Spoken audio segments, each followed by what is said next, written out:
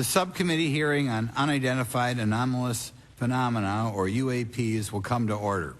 Welcome, everyone. Without objection, the chair may declare a recess at any time. Additionally, without objection, the following members are waived onto the subcommittee for the purpose of participating in today's hearing: Mr. Burchett of Tennessee, Ms. Luna of Florida, Mr. Getz of Florida, Mr. Burleson of Missouri, Mrs. Ocasio-Cortez of New York, and Mr. Ogles of Tennessee. Without objection, so ordered. For today's subcommittee hearing, both the chair and ranking member will have 10 minutes for opening remarks. We may both be giving some of those minutes to other members of our party. I'm now going to recognize myself for 10 minutes. I'm actually going to try to get out of here in about 4, and then we'll give it to some of my friends over here. Good morning and welcome to the most exciting subcommittee in Congress this week, the Subcommittee on National Security, the Border, and Foreign Affairs, for discussion of unidentified anomalous phenomenon. I'd like to thank the brave military pilots and personnel, such as the witnesses on the panel today, for sharing their stories on how they've engaged UAPs, which has brought attention to this matter. Curiosity and speculation from all walks of life have generated interest in studying what UAPs are and what threats they may pose. I will say that when I was younger in school, I read a book, a 1966 book called Flying Saucers, Serious Business, and for a while, when I was a little bit younger, I thought it was the most important issue out there. The lack of a transparency regarding UAPs, which was one of the themes of that book,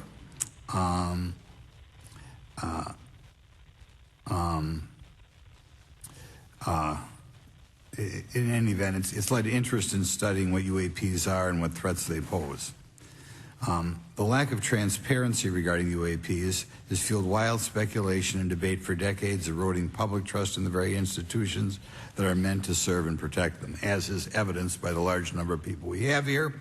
I also want to point out in 1966, President Gerald Ford claimed to have seen a UFO, and in 1969 in Georgia, Jimmy Carter claimed to have seen a UFO. So this has led Congress to establish entities to examine UAPs. The National Defense Authorization Act of 2022 established the All-Domain Anomaly Resolution Office, or AARO, to conduct or to coordinate efforts across the Department of Defense and other federal agencies to detect, identify, and investigate UAPs. However, AARO's budget remains classified, prohibiting meaningful oversight from Congress. In addition to AARO's efforts, NASA is leading an independent study on UAPs that will identify how UAP data is gathered from both civilian and government entities that can be analyzed to shed light on the topic. However, despite these offices being established, there lies a pressing demand for government transparency and accountability that cannot be overlooked, and that's been a problem that's been around for 50 years. The Biden administration handling of the Chinese spy balloon that violated U.S. airspace is one example how the government is not prepared for these. The Biden administration's description of events has shown that the government continues not to be forthright. Between the Chinese balloon being shot down and 2 UAPs subsequently shot down following the event earlier this year, the U.S. government spent $1.5 million in taxpayer dollars on missiles, yet we have seen little clarity from the Biden administration. We must demand transparency from the Department of Defense, our intelligence community, and our defense industry on the UAP work. We're going to ask some questions about that today. Congress recognizes the subject of UAPs as multifaceted and requires a careful, data-driven approach. Today, we'll see clarity from these witnesses' testimonies, or we'll seek clarity as to what can be done to improve reporting for military and civilians and remain committed to objective inquiry. Congress should work to ensure that knowledge is not driven by fear. Today, we are not just debating the existence of UAPs, we are deliberating on the principles that define our republic, which is a commitment to transparency and accountability. I look forward to hearing from our witnesses today about ways we can improve government efficiency and openness when it comes to UAPs. I thank each of you for your presence here today and for your dedication to safeguarding the interests of the American people. I look forward to your testimony. Now I'm going to turn it over for 2.5 or 3 minutes to Representative Burchett from Tennessee. Thank you, Mr. Chairman. Thank you all for being here. I want to thank everybody for making this happen today. And I want to remind everybody this is a nonpartisan issue. This has nothing to do with party politics. I think the cover-up goes a lot deeper than that. I also want to thank my colleagues, Representative Anna Paulina Luna, sitting beside me here, Jared Moskowitz, my friend across the aisle, has an incredible mind, and I'm anxious to hear his questions. My buddy Eric Burleson, and it's not in my notes here, but Matt Gates. If it hadn't been for Matt Gates, myself, him, and Luna would still be down at Eglin Air Force Base trying to get some answers. He's got an incredible legal mind. Also, I know I saw it in the crowd there, George Knapp, my buddy Jeremy Corbell. They're not witnesses, but they've provided some statements on this subject, and I seek unanimous consent to enter those statements into the record, Mr. Chairman. Without objection. Also, would like to enter in, I understand now that this is unclassified and it's public record, but as we all know, that's sometimes difficult for the public to get a hold of. A report, Defense Intelligence reference document, is advanced space propulsion based on vacuum, space-time metric engineering, some light reading for some of our members. Without objection. Thank you. Mr. Knapp wrote, since 1969, the position of our military has been that UFOs pose no threat to national security and are not worthy of further study. I'd say that's the biggest understatement of the decade. He also goes on to talk about the dismissive attitude. It's at odds with what was revealed in documents, reports, and internal memos. And Mr. Cabral says, as he writes these words, the UFO is emerging as a major topic of global importance. I can state that as a fact. Out there, I met a fellow who came in here all the way from Denmark to be here for this meeting. So this is huge. This is worldwide. I think we suspect what's going on, but I'd also like to thank the members of Congress who have supported our efforts to make this hearing happen. Some have even confided to me that they've had UFO sightings of their own. Those members, of course, some of them wish to remain anonymous, and I'll keep it that way. But also, finally, I'd like to thank these three brave witnesses here. They took an oath. They took an oath to uphold the Constitution of the United States, and dadgummit, they're doing it. And we owe them a debt of gratitude.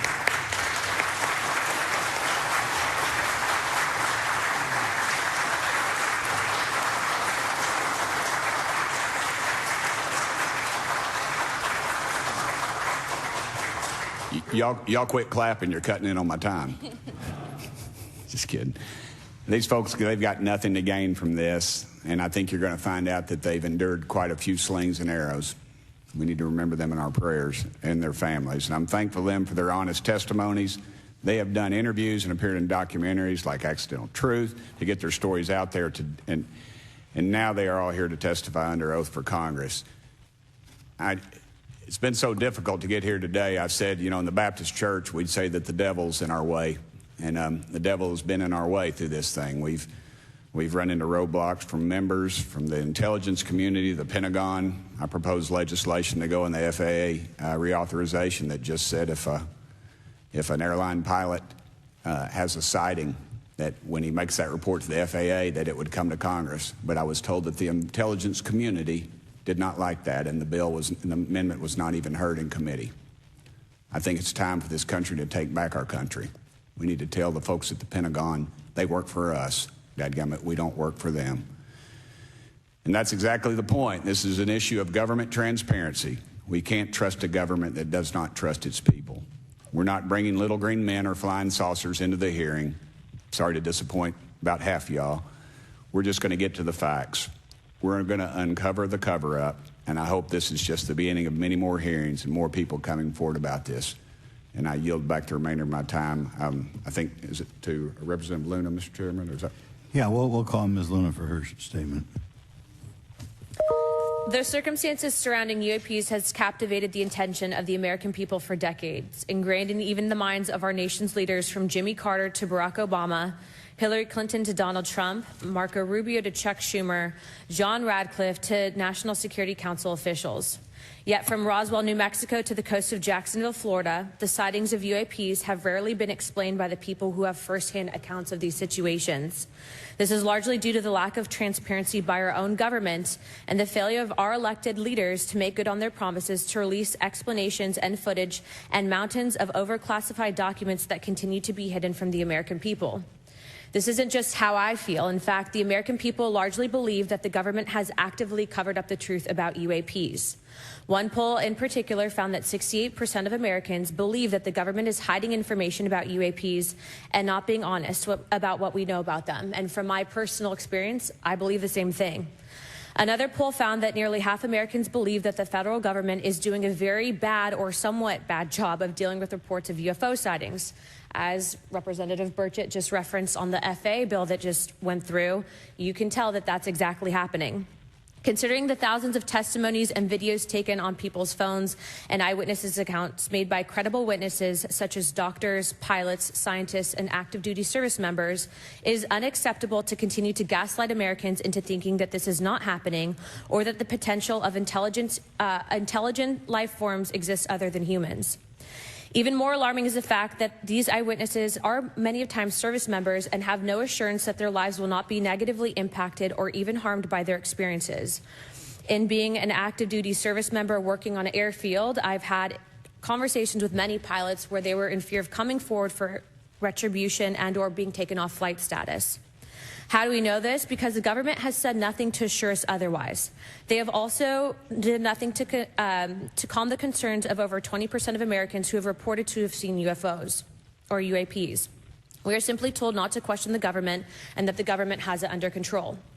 Today is the first hearing of its kind where we will attempt to get down to the bottom of what is actually happening with UAPs. But we will hear from people who have had personal sightings rather than Pentagon bureaucrats who have always been sent to stonewall our investigations. Just so that the press knows and the people know, we were even denied access to a classified briefing in a SCIF prior to this hearing due to the amount of hoops that we had to jump through to grant temporary clearance to witness Grush, who has knowledge of classified information. It is time to have an open-minded discussion on this topic, to hear the evidence and understand the magnitude of what this means, not just for our nation, but for humanity. Thank you, Chairman. I yield back the rest of my time. Thank you very much, and I'd like to thank you and Mr. Burchett for bringing this topic to my attention. Now we'll recognize National Security Subcommittee Ranking Member Garcia for 10 minutes. Well, thank you, Mr. Chairman, and I want to thank first our witnesses for joining us today. I want to begin by thanking you all for your service to our country and for sharing your voices today and your courage to be here as well. To Mr. Graves, particularly grateful to you to spend some time that we had for you to share with candor some of your experiences, so I appreciate that as well. I do want to thank all the members of our subcommittee today and also those that are here and have waved on for their incredible interest in this issue, particularly to Congressman Burchett. I know that your leadership has brought us to this place today, and I want to thank you for that, as well as everyone else that's been engaged in this work. I also want to thank the oversight staff, who I know has been working very hard to ensure that today's hearing is serious, that it's transparent, and that it also provides appropriate answers, as our oversight body always demands. Now, it's really important that we're here in a bipartisan way to have this conversation, which really, to the heart of it, is about national security and key to the subcommittee's core purpose. This is the subcommittee on national security of the Oversight Committee. Now, our witnesses will testify today that UAPs have posed a serious safety threat, and we must understand this. More broadly, we're dealing with real questions that get to the heart of our faith in government. Faith in our institutions, as we all know, is at an all-time low. Partisanship and alternative facts make it too easy to doubt narrative or our institutions. But this hearing will offer the public unique perspectives, building on years of reporting by both federal agencies and the independent media. Now, some of the earliest reporting on this issue was a groundbreaking 2017 New York Times report, which revealed research, as we know now, on unidentified anomalous phenomena, or as many call UFOs, by the Defense Intelligence Agency. Mr. Graves and Commander Favor's experiences with UAPs have also been documented by the public, not just by the New York Times, but CNN and many other national news outlets. Now, the Office of the Director of National Intelligence has published public reports documenting UAPs, and on June 9th, 2022, NASA announced that the agency is commissioning a study to, of course, examine unidentified anomalous phenomena. Now, the sheer number of reports, whistleblowers, and stories of unidentified anomalous phenomena should raise real questions and warrant investigation and oversight, and that's why we are here today. Now, pilots have reported encounters for years. Now, because of the stigma around reporting these incidents, we still don't have a complete picture of actually what's going on, particularly as our witnesses will testify on the civilian side, and that is a real problem that we have today in the country. Now, it's very important that we show that Democrats and Republicans in Congress can come together in a bipartisan way to cut through misinformation and to look at the facts in a serious and thoughtful manner.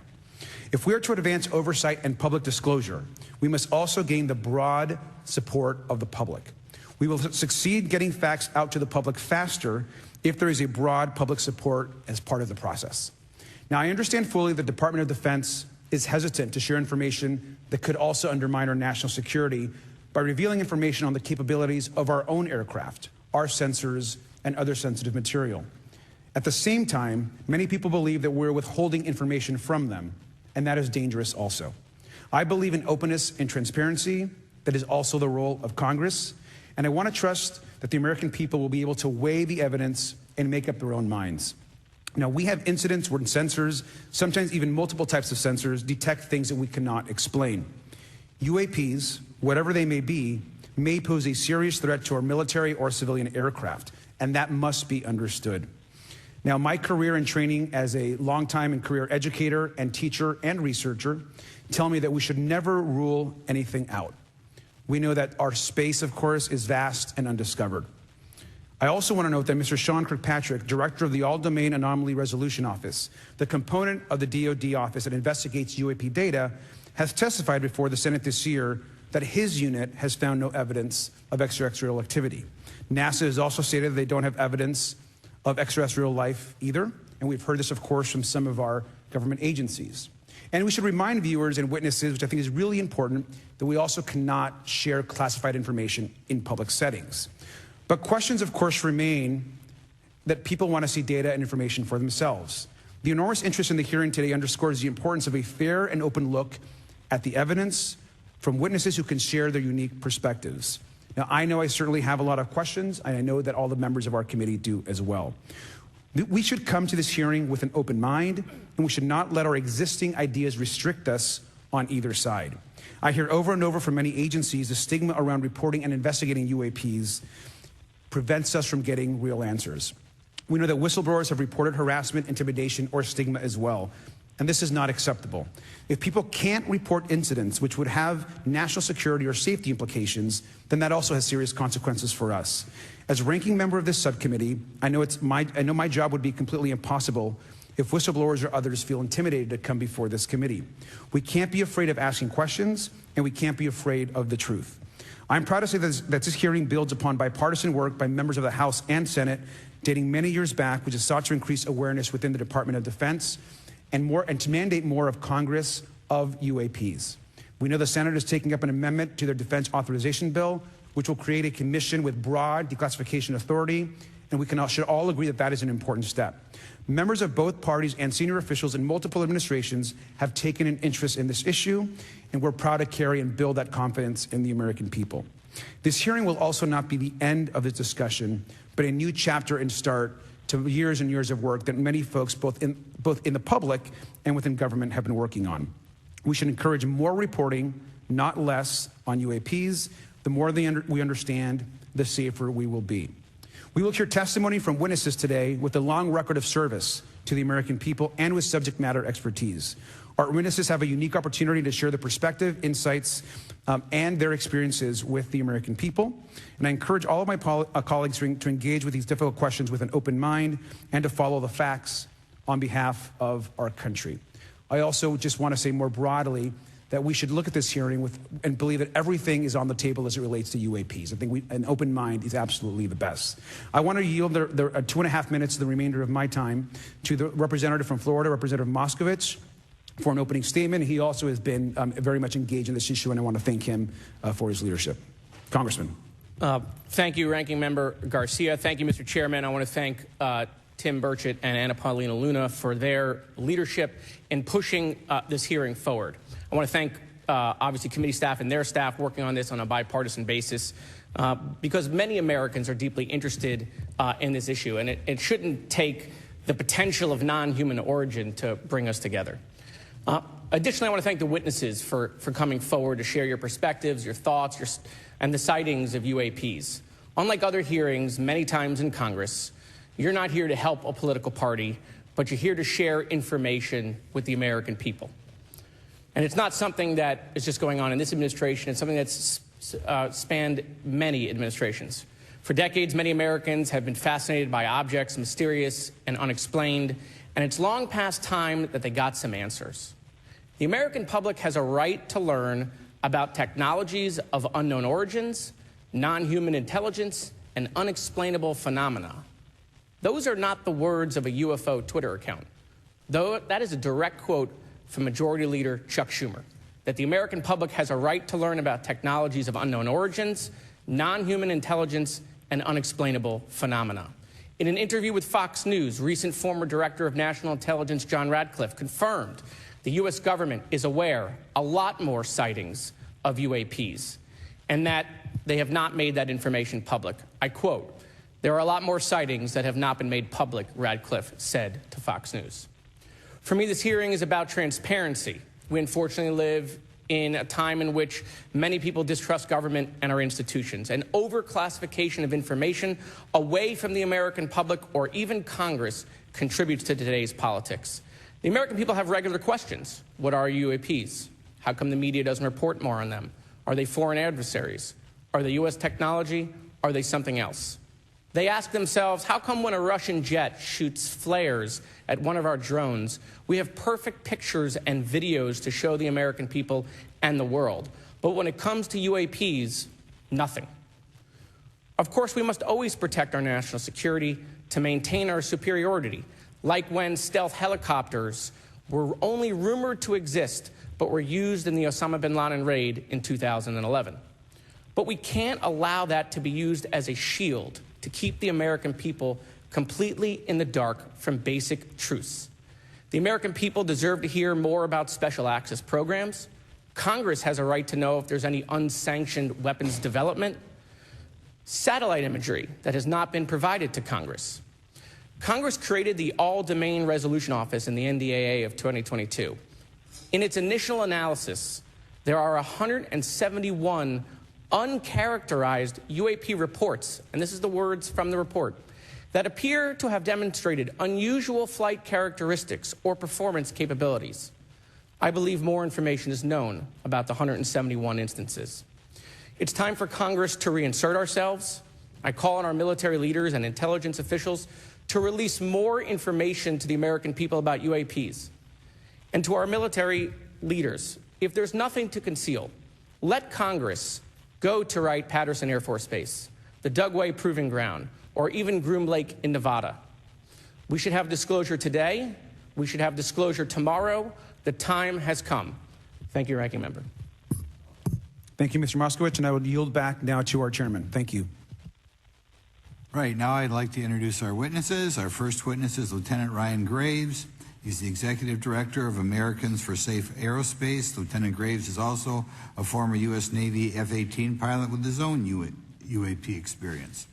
The next witness, David Grush, is a former senior intelligence officer with the National Geospatial Intelligence Agency and was a senior technical advisor for UAP issues. And finally, retired Navy Commander David Fravor, squadron leader who worked as a naval aviator for 18 years. Mr. Fravor has his own UAP experience known as the TikTok event. I look forward to hearing from all three of you today. Pursuant to Committee Rule 9G, the witnesses will please stand and raise their right hands. Do you solemnly swear or affirm that the testimony you are about to give is the truth, the whole truth, and nothing but the truth, so help you God? Let the record show that all the witnesses answered in the affirmative. You may be seated. We appreciate you all being here today and look forward to your testimony. I'll remind the witnesses that we have read your written statements and they will appear in full in the hearing record. Please try to limit your oral statements to 5 minutes. As a reminder, please press the button on the microphone in front of you so that it's on and the members can hear you. When you begin to speak, the light in front of you will turn green. After 4 minutes, it'll turn yellow, and the red light, when that comes on, it tells you your 5 minutes have expired. I'll now recognize Mr. Graves for 5 minutes for your opening statement. Thank you. Chairman Grothman, Ranking Member Garcia, distinguished members of the House Oversight Subcommittee on National Security, Representatives Burchett and Luna. My name is Ryan Fobbs Graves, and I'm a former F-18 pilot with a decade of service in the U.S. Navy, including 2 deployments in Operation Enduring Freedom and Operation Inherent Resolve. I have experienced advanced UAP firsthand, and I'm here to voice the concerns of more than 30 commercial aircrew and military veterans who have confided their similar encounters with me. Today, I would like to highlight 3 critical issues that demand our action. As we convene here, UAP are in our airspace, but they are grossly underreported. These sightings are not rare or isolated, they are routine. Military aircrew and commercial pilots, trained observers whose lives depend on accurate identification, are frequently witnessing these phenomena. The stigma attached to UAP is real and powerful and challenges national security. It silences commercial pilots who fear professional repercussions, discourages witnesses, and is only compounded by recent government claims questioning the credibility of eyewitness testimony. Parts of our government are aware of more about UAP than they let on, but excessive classification practices keep crucial information hidden. Since 2021, all UAP videos are classified as secret or above. This level of secrecy not only impedes our understanding, but fuels speculation and mistrust. In 2014, I was an F-18 Foxtrot pilot in the Navy Fighter Attack Squadron 11, the Red Rippers. And I was stationed at NAS Oceana in Virginia Beach. After upgrades were made to our jet's radar systems, we began detecting unknown objects operating in our airspace. At first, we assumed they were radar errors, but soon we began to correlate the radar tracks with multiple onboard sensors, including infrared systems, eventually through visual ID. During a training mission in Warning Area Whiskey 72, 10 miles off the coast of Virginia Beach, 2 F-18 Super Hornets were split by a UAP. The object, described as a dark gray or a black cube inside of a clear sphere, came within 50 feet of the lead aircraft and was estimated to be 5 to 15 feet in diameter. The mission commander terminated the flight immediately and returned to base. Our squadron submitted a safety report, but there was no official acknowledgement of the incident and no further mechanism to report the sightings. Soon, these encounters became so frequent that aircrew would discuss the risk of UAP as part of their regular pre-flight briefs. Recognizing the need for action and answers, I founded Americans for Safe Aerospace. The organization has since become a haven for UAP witnesses who were previously unspoken due to the absence of a safe intake process. More than 30 witnesses have come forward, and almost 5,000 Americans have joined us in the fight for transparency at safeaerospace.org. The majority of witnesses are commercial pilots at major airlines. Often, they are veterans with decades of flying experience.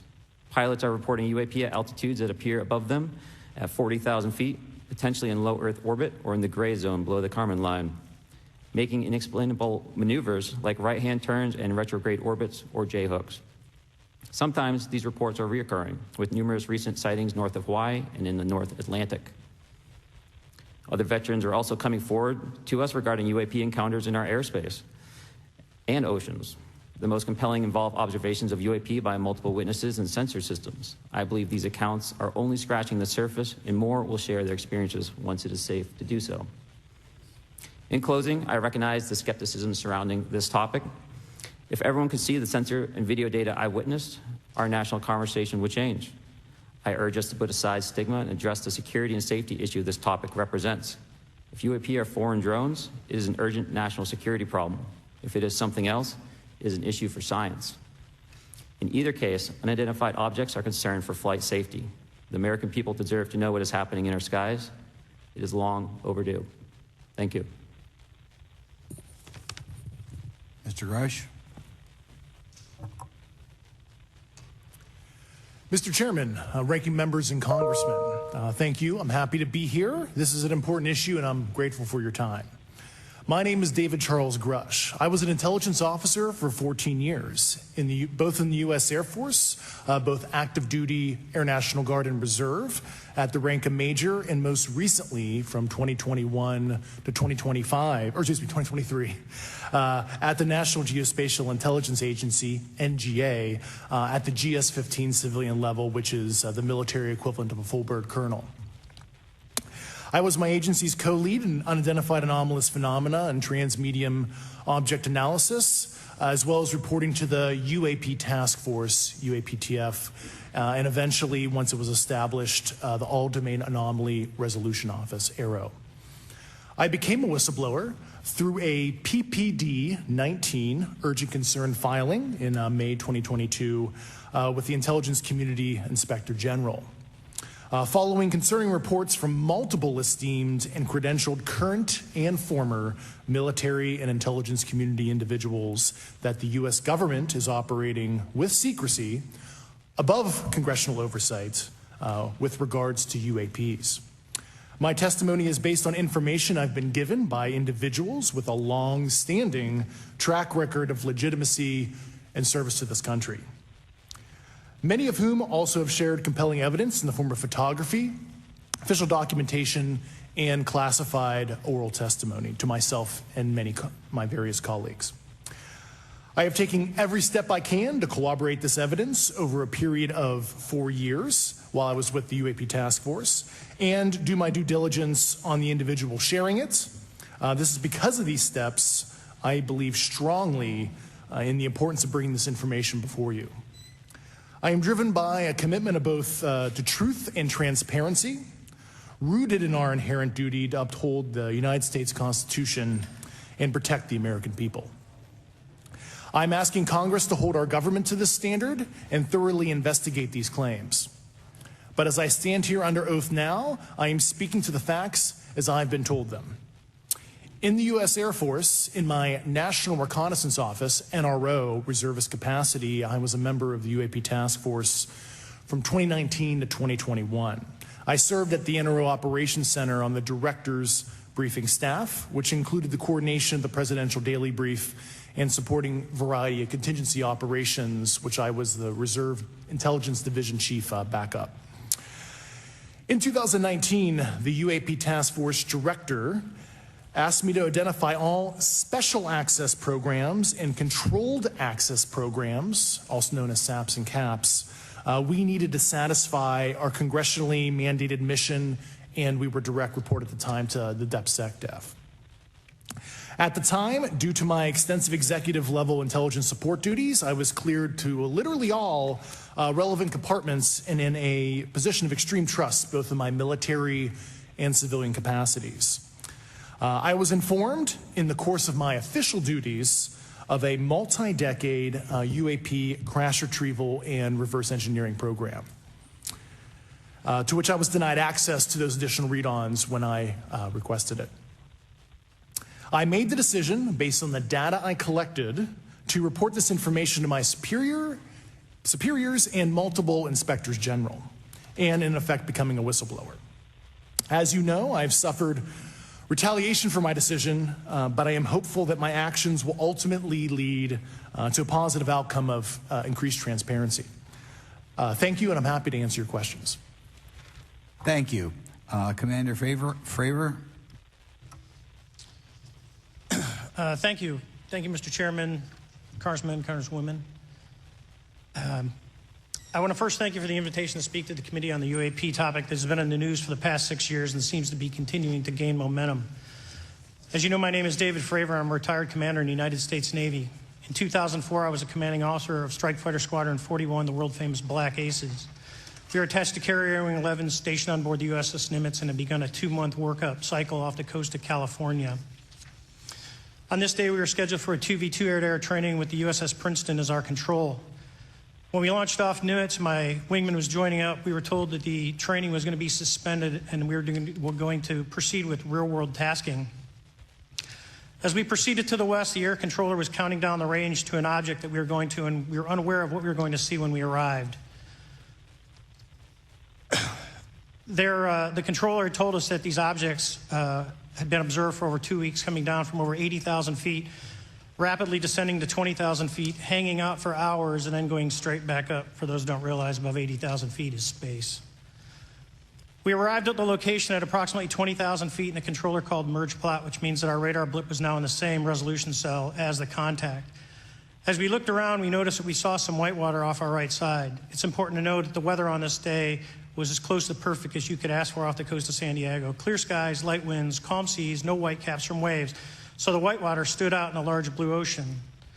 All 4 of us, because we were in F-18Fs, so we had pilots and Wizzo in the back seat, looked down a saw a white tic-tac object with a longitudinal axis pointing north-south and moving very abruptly over the water like a ping-pong ball. There were no rotors, no rotor wash, or any sign of visible control surfaces like wings. As we started clockwise towards the object, my Wizzo and I decided to go down and take a closer look with the other aircraft staying in high cover to observe both us and the Tic Tac. We proceeded around the circle about 90 degrees from the start of our descent, and the object suddenly shifted its longitudinal axis, aligned it with my aircraft, and began to climb. We continued down another 270 degrees, nose low, where the Tic Tac, or we considered 270 degrees to where, and we went nose low to where the Tic Tac would have been. Our altitude at this point was about 15,000 feet, and the Tic Tac was about 12,000. As we pulled nose onto the object, within about a half mile of it, it rapidly accelerated in front of us and disappeared. Our wingmen, roughly 8,000 feet above us, lost contact also. We immediately turned back to see where the whitewater was at, and it was gone also. So as we started to turn back towards the east, the controller came up and said, "Sir, you're not going to believe this, but that thing is at your cap point, roughly 60 miles away in less than a minute. You can calculate the speed." We returned to Nimitz. We were taking off our gear. We were talking to one of my crews that was getting ready to launch. We mentioned it to them, and they went out and luckily got the video that you see, that 90-second video. What you don't see is the radar tape that was never released, and we don't know where it's at, of the active jamming that the object put on an APG-73 radar, and I can get into modes later if you're interested. What is shocking to us is that the incident was never investigated. None of my crew were ever questioned. Tapes were never taken, and after a couple days, it turned into a great story with friends. It wasn't until 2009 until Jay Stratton had contacted me to investigate. Unbeknownst to all, he was part of the ATIP program in the Pentagon led by Lou Elizondo. And there was an unofficial official report that came out that's now on the internet. Years later, I was contacted by the other pilot, Alex Dietrich, and asked if I'd been contacted, and I said no, but I'm willing to talk. I was contacted by Mr. Elizondo, and we talked for a short period of time, and he said we'd be in contact. A few weeks after that, I was made aware that Lou had left the Pentagon in protest and joined forces with Tom DeLonge, Chris Mellon, Steve Justice, and others to form Two Stars Academy, an organization that pressed the issue with leading industry experts and U.S. government officials. They worked with Leslie Keene, who is present today, Ralph Blumenthal, and Helene Cooper to publish the articles in the New York Times 2017 New York Times. And it removed the stigma on the topic of UFOs, which is why we're here today. Those articles open the door for the government and public that cannot be closed. It has led to an interest from our elected officials who are not focused on little green men, but figuring out where these craft are, where they're from, the technology they possess, how do they operate. It also led to the Whistleblower Protection Act and the NDAA. There are multiple witnesses coming forward to say that have firsthand knowledge, and Mr. Grush just covered that. What concerns me is that there's no oversight from our elected officials on anything associated with our government processing or working on craft. Believe it not from this world. This issue is not a full public disclosure that could undermine national security, but it is about ensuring that our system of checks and balances works across all work done in the government using taxpayer funds. Relative to government programs, even unacknowledged WAVE programs have some level of oversight by the appropriate committee members in the House and Senate, and this work that is said to be occurring from whistleblower testimonies should not be exempt.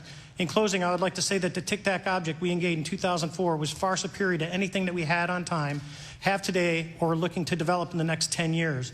If we in fact have programs that possess this technology, it needs to have oversight from those people that the citizens of this great country elected in office to represent what is best for the United States and best for the citizens. I thank you for your time. Thank you very much.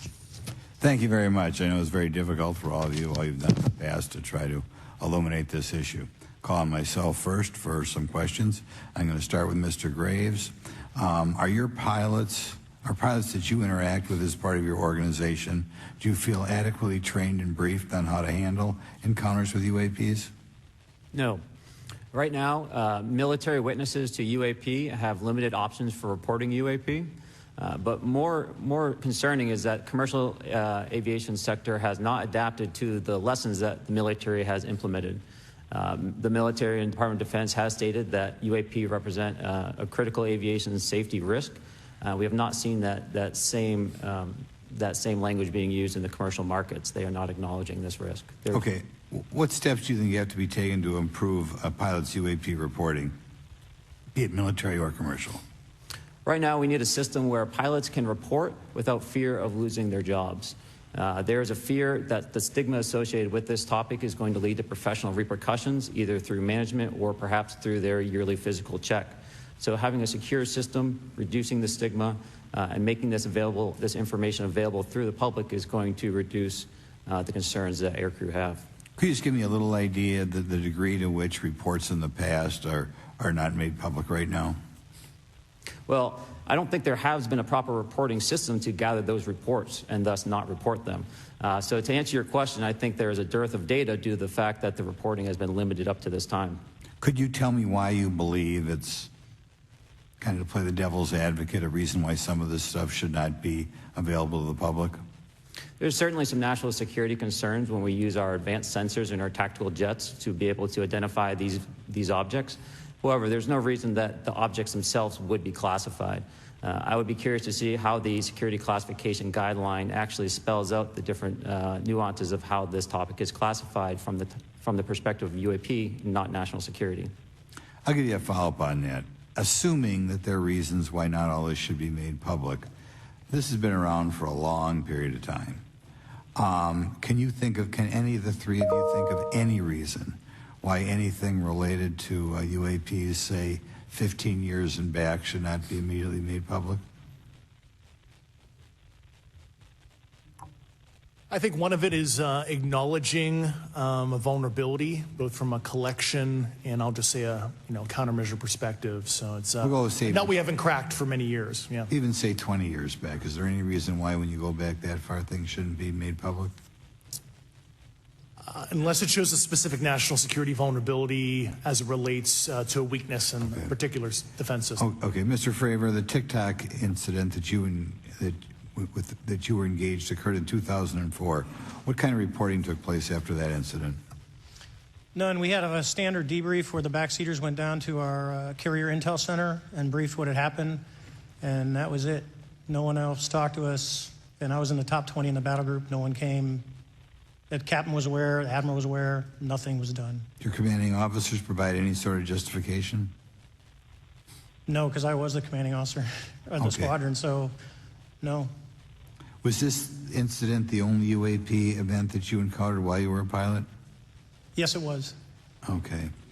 This is for any one of you. Based off of each of your experiences and observations, do you believe UAPs pose a potential threat to our national security? Yes, and here's why. The technology that we faced was far superior than anything that we had, and you could put that anywhere. If you had one, you captured one, you reverse engineered it, you got it to work, you're talking something that can go into space, go someplace, drop down in a matter of seconds, do whatever it wants, and leave, and there's nothing we can do about it. Nothing. Okay. You two? Well, I would also like to add, from a commercial aviation and military aviation perspective, we deal with uncertainty in our operating space as a matter of our professional actions. Identifying friend from foe is very important to us. And so when we have unidentified targets and we continue to ignore those due to a stigma or a fear of what it could be, that's an opening that our adversaries can take advantage of. What steps should be taken to better understand and respond to UAP encounters in the interest of national security? There needs to be a location where this information is centralized for processing, and there needs to be a two-way communication loop so the operators on the front end have a feedback and can get best practices on how to process the information, what to do, and to ensure that their reporting is being listened to. Right now, there is not a lot of back and forth. Mr. Grush, in your complaint to the Intelligence Community Inspector General, you claim that you believe information is being hidden. What kind of information do you think was hidden, and do you think it should remain hidden? Yes, I can speak to that very briefly in unclassified manner. As you know, the preponderance of my complaint was classified to the intelligence communities. Both material acquisition and exploitation activity, also baselining the UAPs but not sharing it with intelligence professionals that are actually doing step briefs to pilots, that kind of information. Yeah. Okay. Thank you very much. Now we'll go to Mr. Garcia. Thank you. Again, thank you all for your service and for testifying today. Want to just talk about UAPs as it relates to what we're seeing in the pilots' interaction with UAPs. Particularly, Mr. Graves, one of the, I think, concerns that for members of this committee is this idea that pilots, there's no system to actually report UAPs and the stigma around pilots. And so can you just briefly, you mentioned that you're working with 30 pilots right now that have had encounters with UAPs, but you've also, I believe, discussed and know of many more pilots. This is just those that you're currently working with. Is that correct? Can you expand on that? Certainly. I'll break that down in two ways. First, when we were first experiencing these objects off the eastern seaboard in the 2014 to 2015 time period, anyone that had upgraded their radar systems were seeing these objects. So there was a large number of my colleagues that were detecting these objects off the eastern seaboard. They were further correlating that information with their other onboard sensors, and many of them also had their own eye sightings as well of these objects.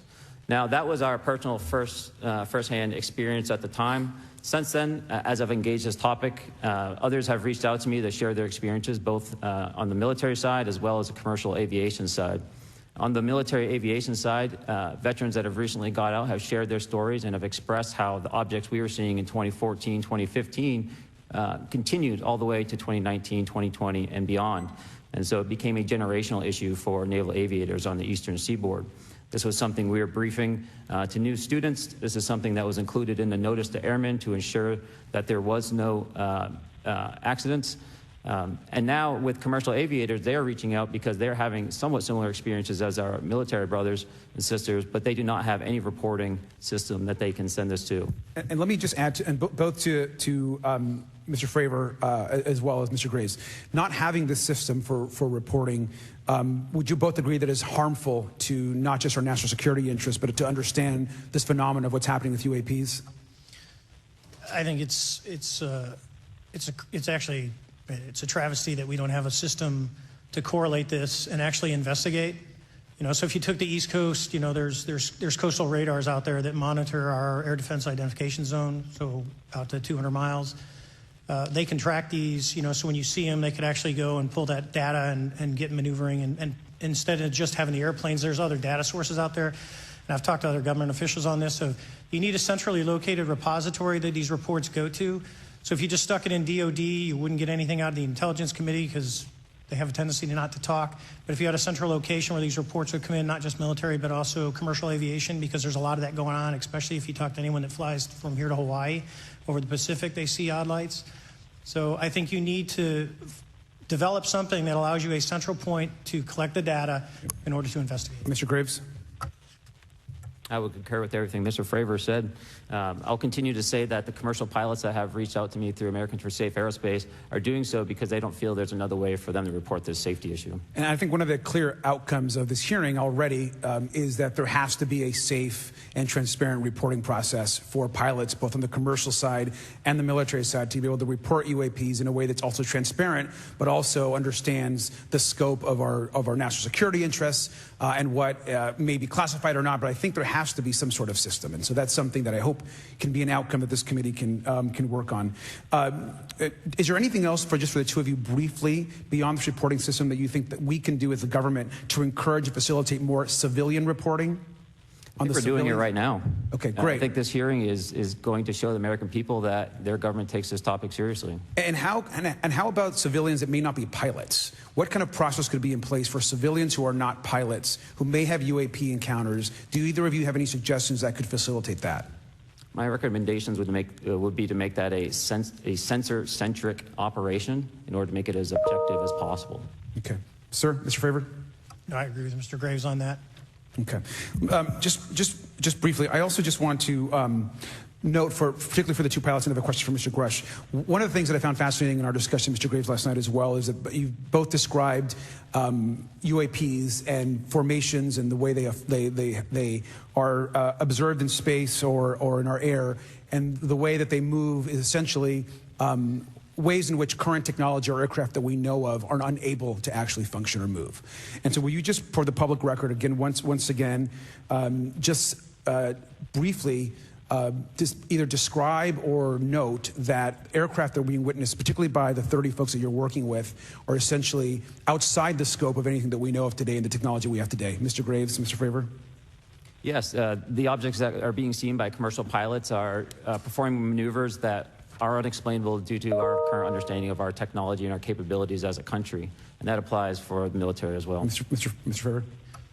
Yeah, I concur with that. We have nothing that can stop in midair and go the other direction, nor do we have anything that can, like in our situation, come down from space, hang out for 3 hours, and go back up. Thank you. My last question, and sometimes I know that you have also said some of these answers in the past, but we're trying to get them on the public record as well, which is really important. Mr. Grush, finally, do you believe that our government is in possession of UAPs? Absolutely, based on interviewing over 40 witnesses over 4 years. And where? I know the exact locations, and those locations were provided to the Inspector General and some of which to the intelligence committees. I actually had the people with the firsthand knowledge provide a protected disclosure to the Inspector General. Thank you. And Mr. Chairman, I would just say that I think that these questions are important questions, and I look forward to being involved in the process to get those answered. I know there'll be a lot of questions from other committee members, so I yield back. Thank you. We'll go to Mr. Burchett himself. Thank you, Mr. Chairman. Thank you, Mr. Garcia. I would like to have you on my legislation to do just that on the reporting, and we'll get together on that. Maybe you can be my co-sponsor on that. That'd be really cool. Thank you for those great questions. Mr. Graves, again, I'd like to know, how do you know that these were not our aircraft? Some of the behaviors that we saw in a working area, we would see these objects being at 0.0 Mach, that's 0 airspeed, over certain pieces of the ground. So what that means, just like a river, if you throw a bobber in, it's going to float downstream. These objects were staying completely stationary in Category 4 hurricane winds. These same objects would then accelerate to supersonic speeds, 1.1, 1.2 Mach, and they would do so in very erratic and quick behaviors that I don't have an explanation for. Okay. Have you spoken to commercial and military pilots that have seen these off of our East Coast? I have. Okay. Mr. Favor, I noticed that in the Tic Tac video, it's Tic Tac like the candy, not TikTok like the Chinese Communist app. That's correct. Yes, sir. I just want to make that because my daughter corrected me on that and called me a boomer and said, "Hey, boomer," and I said, "No, baby, it's Tic Tac like the candy. You're gonna have to just look it up." And but now I would also like to say today is a day of many firsts. It's a miracle that we're having this meeting, and it's also a miracle that my wife has put up with me for 9 years today. Today is my anniversary, so I want to tell my wife happy anniversary and that I love her very much. As she likes to say, this 9 years have been the best 2 years of her life. So thank you. Mr. Favor, what astonished you the most about the flight capabilities of these Tic Tac, very briefly? The performance, absolute performance. It was. And you're not aware of any other objects that anybody in the world has, in this world, that has those capabilities? No, I think it's far beyond actually our material science that we currently possess. Are you aware of any other reconnaissance platforms that have tracked or recorded the Tic Tac's maneuvers, maybe the NORAD system or any of the others? I am not. Okay. Mr. Grush, thank you for being here, brother.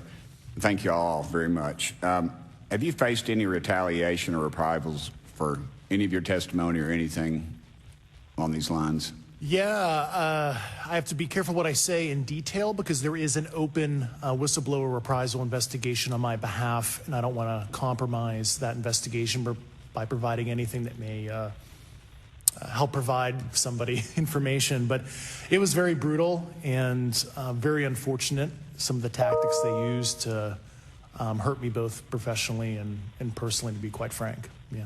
It's very unfortunate. As they say, when you're over the target, that's when they do the most firing at you. Do you have any personal knowledge of people who have been harmed or injured in efforts to cover up or conceal these extraterrestrial technology? Yes. Personally. Have anyone been murdered that you would that you know of or have heard of, I guess? I have to be careful asking that question. I directed people with that knowledge to the appropriate authorities. Maybe in a if we could get in a confidential area, SCIF, we could talk about that. But unfortunately, we were denied access to the SCIF, and that's very unfortunate in this scenario. Mr. Favor, do you believe that you witnessed an additional object under the water in relation to your encounter? I will say we did not see an object. There was something there to cause the whitewater, and when we turned around, it was gone. So there was something there that obviously moved. Okay, it was not the same object though that you were looking at, correct? No, we actually joked that the Tic Tac was communicating with something when we came back, and because the whitewater disappeared. We were in another instance. We're told about the capabilities of a jamming during viewing of when there were some people chasing some of these objects. Did you experience any of that jamming or interrupting your radar or weapons system? My crew that launched after we landed experienced significant jamming to the APG-73 radar, which was what we had on board, which is a mechanically scanned, very high-end system prior to the APG-79. And yes, it did pretty much everything you could do: range, velocity, aspect, and then it spit the lock, and the targeting pod is passive. That's what we were able to get the video on. I'm about to run out of time, but are you aware of any of our enemies that have that capability? No. Okay. I would also like to note for the record that, like George Knapp, breaking Area 51, he's the reason I knew about that, and the reason I know about the Tic Tacs is Leslie Keene from New York Times article, and I would encourage everybody to read that. Thank you, Mr. Chairman. I yield back to you for no time. Very good. Mr. Raskin? Thank you, Mr. Chairman. Mr. Graves, you reported UAP encounters during training flights, I think, and have since come forward to warn the Pentagon that these encounters may be putting pilots at risk. My first question is, you've identified these as taking place on the East Coast. Is it just on the East Coast where these encounters have been reported? No. Since the events initially occurred, I've learned that the objects have been detected essentially where all operations, Navy operations, are being conducted across the world. And that's from the Ultimate Anomaly Resolutions Office reporting. All right. Can you describe your experience after you decided to come forward and go public with your experience? Certainly. Like many others, in 2017, I saw the New York Times article come out as well. And for me, it was special because I recognized the voices on the video. I recognized the video itself. I had seen it when it was taken. I'd seen it when it was debriefed. And so that was kind of shook me because I realized that this problem was still ongoing. And so I reached out to colleagues back on the East Coast and realized that this was still a safety risk that they were dealing with, that they had essentially hit a wall with how they could move forward on this conversation. It was at that point when I decided to try to move the conversation forward myself. Are there common characteristics to the UAPs that have been cited by different pilots, and can you describe what the convergence of descriptions is? Certainly. We were primarily seeing dark gray or black cubes inside of a clear sphere. I'm sorry, dark gray or black cubes? Yes, inside of a clear sphere, where the apex or tips of the cube were touching the inside of that sphere. And that was primarily what was being reported when we were able to gain a visual tally of these objects. And that occurred over almost 8 years. And as far as I know, it's still occurring. I take it that you're arguing what we need is real transparency in a reporting system so we can get some clarity on what's going on out there, because there are many pilots in your situation, but we should have a way of developing a systematic inventory of all of such encounters. Is that right? Yes, and I think we need both transparency and the reporting. We have the reporting, but we need to make sure that information can be promulgated to commercial aviation as well as the rest of the populace. Mr. Grush, what about you? What was your experience after you came forward? Well, it's only been about 2 months or so I guess my experience has been overwhelming support from former colleagues of mine that have privately messaged me, and I do appreciate that. But I do have knowledge of active planned reprisal activity against myself and other colleagues, and it's very, very upsetting to me. Coming from where? Certain senior leadership at previous agencies I was associated with. And that's all I'll say publicly, but I can provide more details in a closed environment. Okay. Well, I hope you understand that there would be bipartisan rejection of any attempt to vilify, demonize, or engage in other reprisals against our witnesses and people who are telling the truth from their perspective. Yeah, there were certain colleagues of mine that were brutally administratively attacked, and it actually makes me very upset as a leader to see that happen to other coworkers and actually superiors of mine over the last 3 years. How do you account for that response? That seems like a bizarre response. I call it administrative terrorism. That's their quiver, their tool in the toolbox to silence people, especially the career government service cares about their career, cares about their clearance, their reputation to climb the ladder.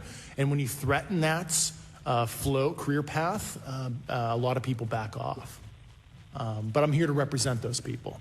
So, Mr. Fravor, what about you? What has your experience been since you've come forward with your perspective on this? Actually, I've been treated very well.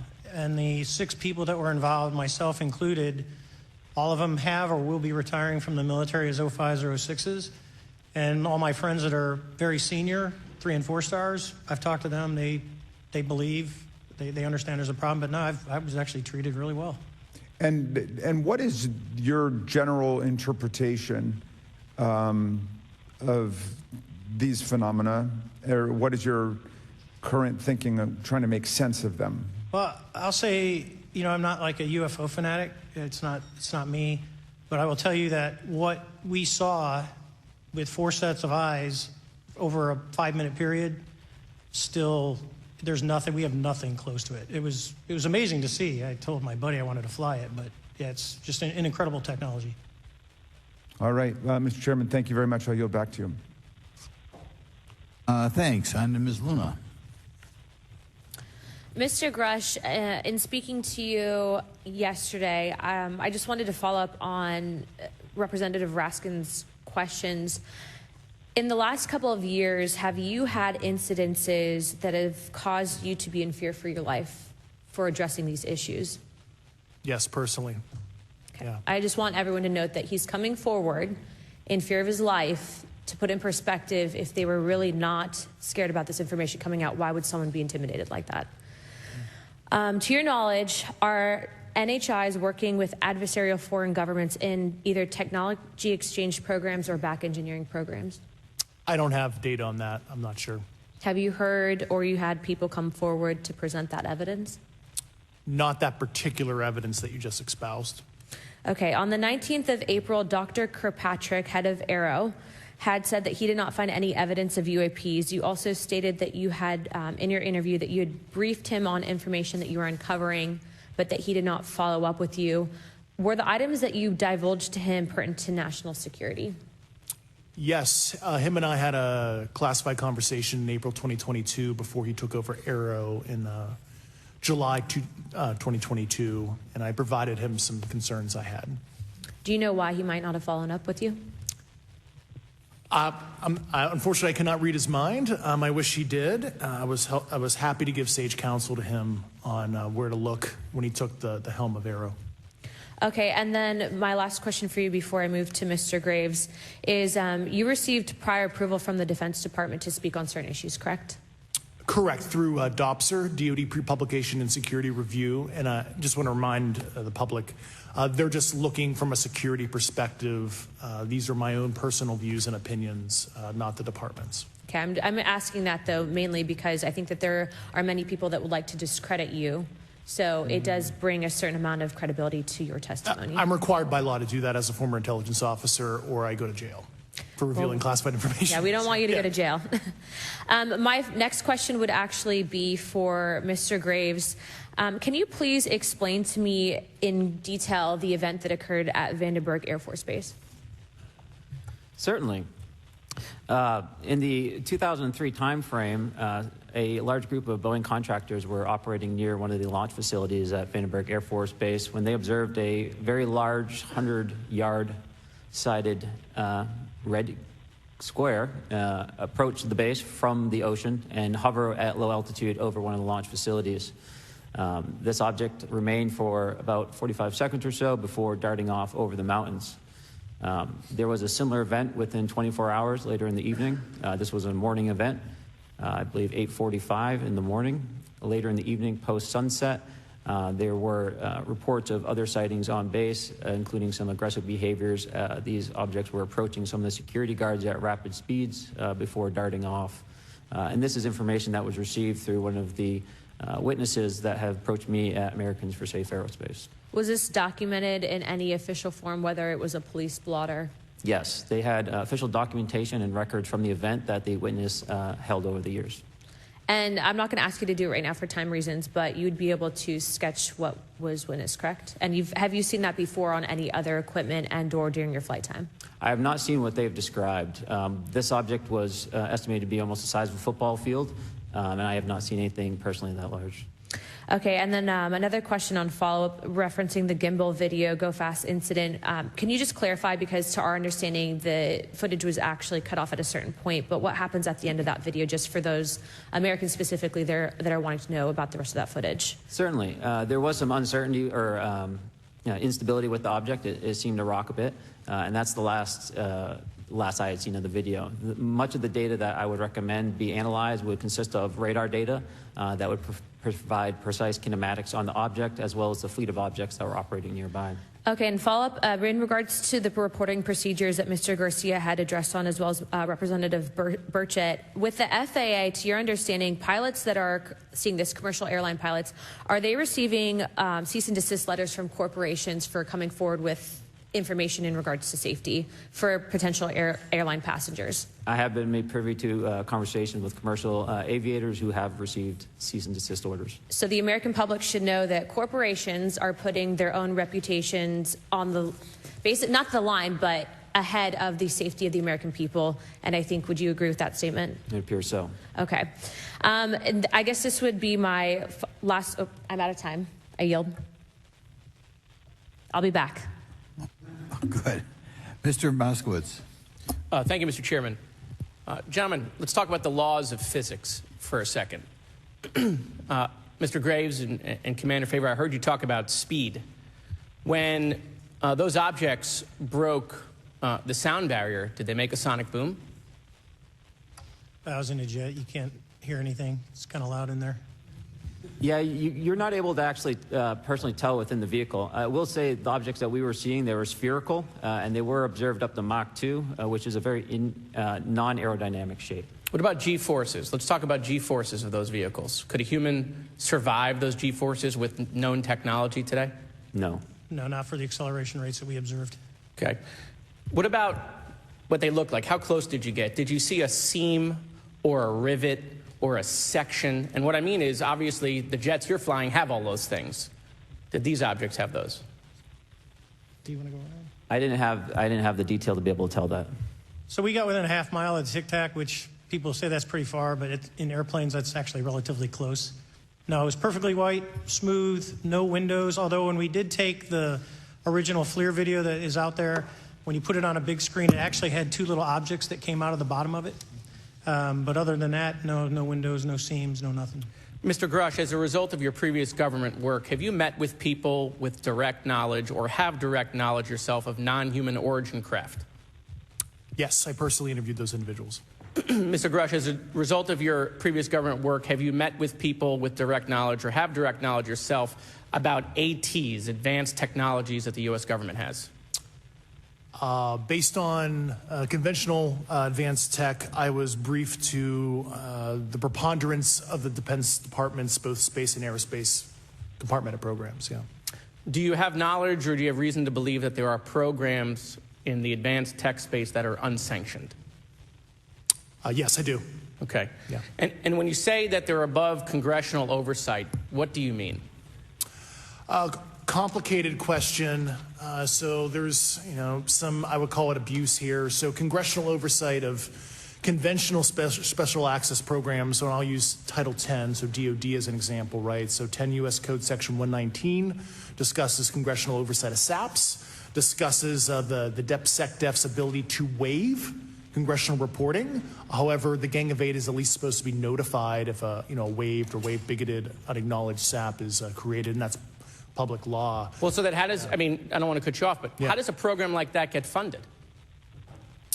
I will give you generalities. I can get very specific in a closed session, but misappropriation of funds and does that mean that there is money in the budget that is said to go to a program, but it doesn't, and it goes to something else? Yes, I have specific knowledge of that. Yep. Do you think U.S. corporations are overcharging for certain tech they're selling to the U.S. government, and that additional money is going to programs?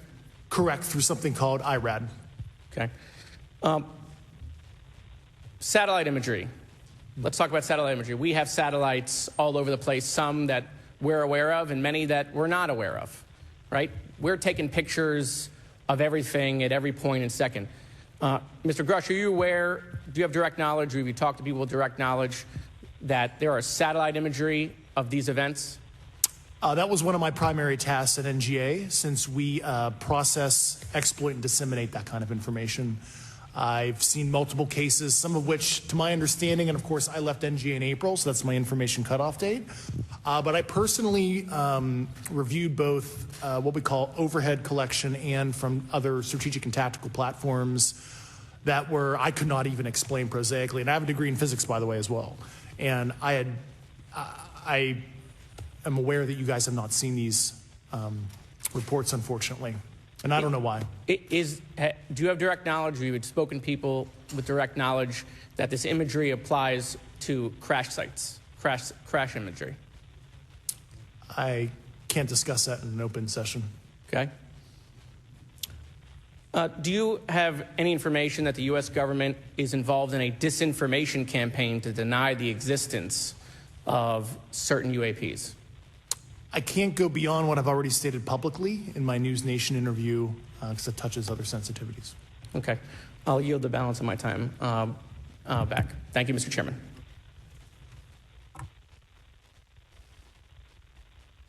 Ms. Fox. Thank you, Mr. Chairman, and I thank our witnesses for being here today. Mr. Garouche, in your sworn testimony, you state that the United States government has retrieved supposedly extraterrestrial spacecraft and other UAP-related artifacts. You go so far as to state that the U.S. is in possession of, quote, non-human spacecraft, end quote, and that some of these artifacts have circulated with defense contractors. Several other former military and intelligence officials have come forward with similar allegations, albeit in non-public settings. However, Dr. Sean Kirkpatrick, the director of AARO, previously testified before Congress that there has been, and I quote, no credible evidence thus far of extraterrestrial activity or of, quote, off-world technology brought to the attention of the office. To your knowledge, is that statement correct? It's not accurate. I believe Dr. Kirkpatrick mentioned he had about 30 individuals that have come to Aero thus far. A few of those individuals have also come to Aero that I also interviewed, okay, and I know what they provided Dr. Kirkpatrick and their team. Okay. I was able to evaluate that information. I need to go on. Sure. But my understanding that his statement is accurate, came from a direct quote. And this contradiction is a perfect example of why we need to inject transparency into our government. And for another example, look no further than the pitiful response to the Chinese spy balloon debacle earlier this year. You may remember the mass confusion that ensued when the balloon was first spotted over Montana, 4 days after it first entered U.S. airspace over Alaska. The Biden administration's initial inability to address the object grew into a continuous series of embarrassments. After news of the balloon reached the mainstream media, we were assured that the balloon posed no threat to our security. However, after the balloon was allowed to transit the entire continental United States, fighter jets were scrambled off the coast of South Carolina to shoot it down. This flip-flopping and obfuscation caused needless confusion, fear, and panic across the country. It's my hope, Mr. Chairman, that this sort of confusion will not be repeated.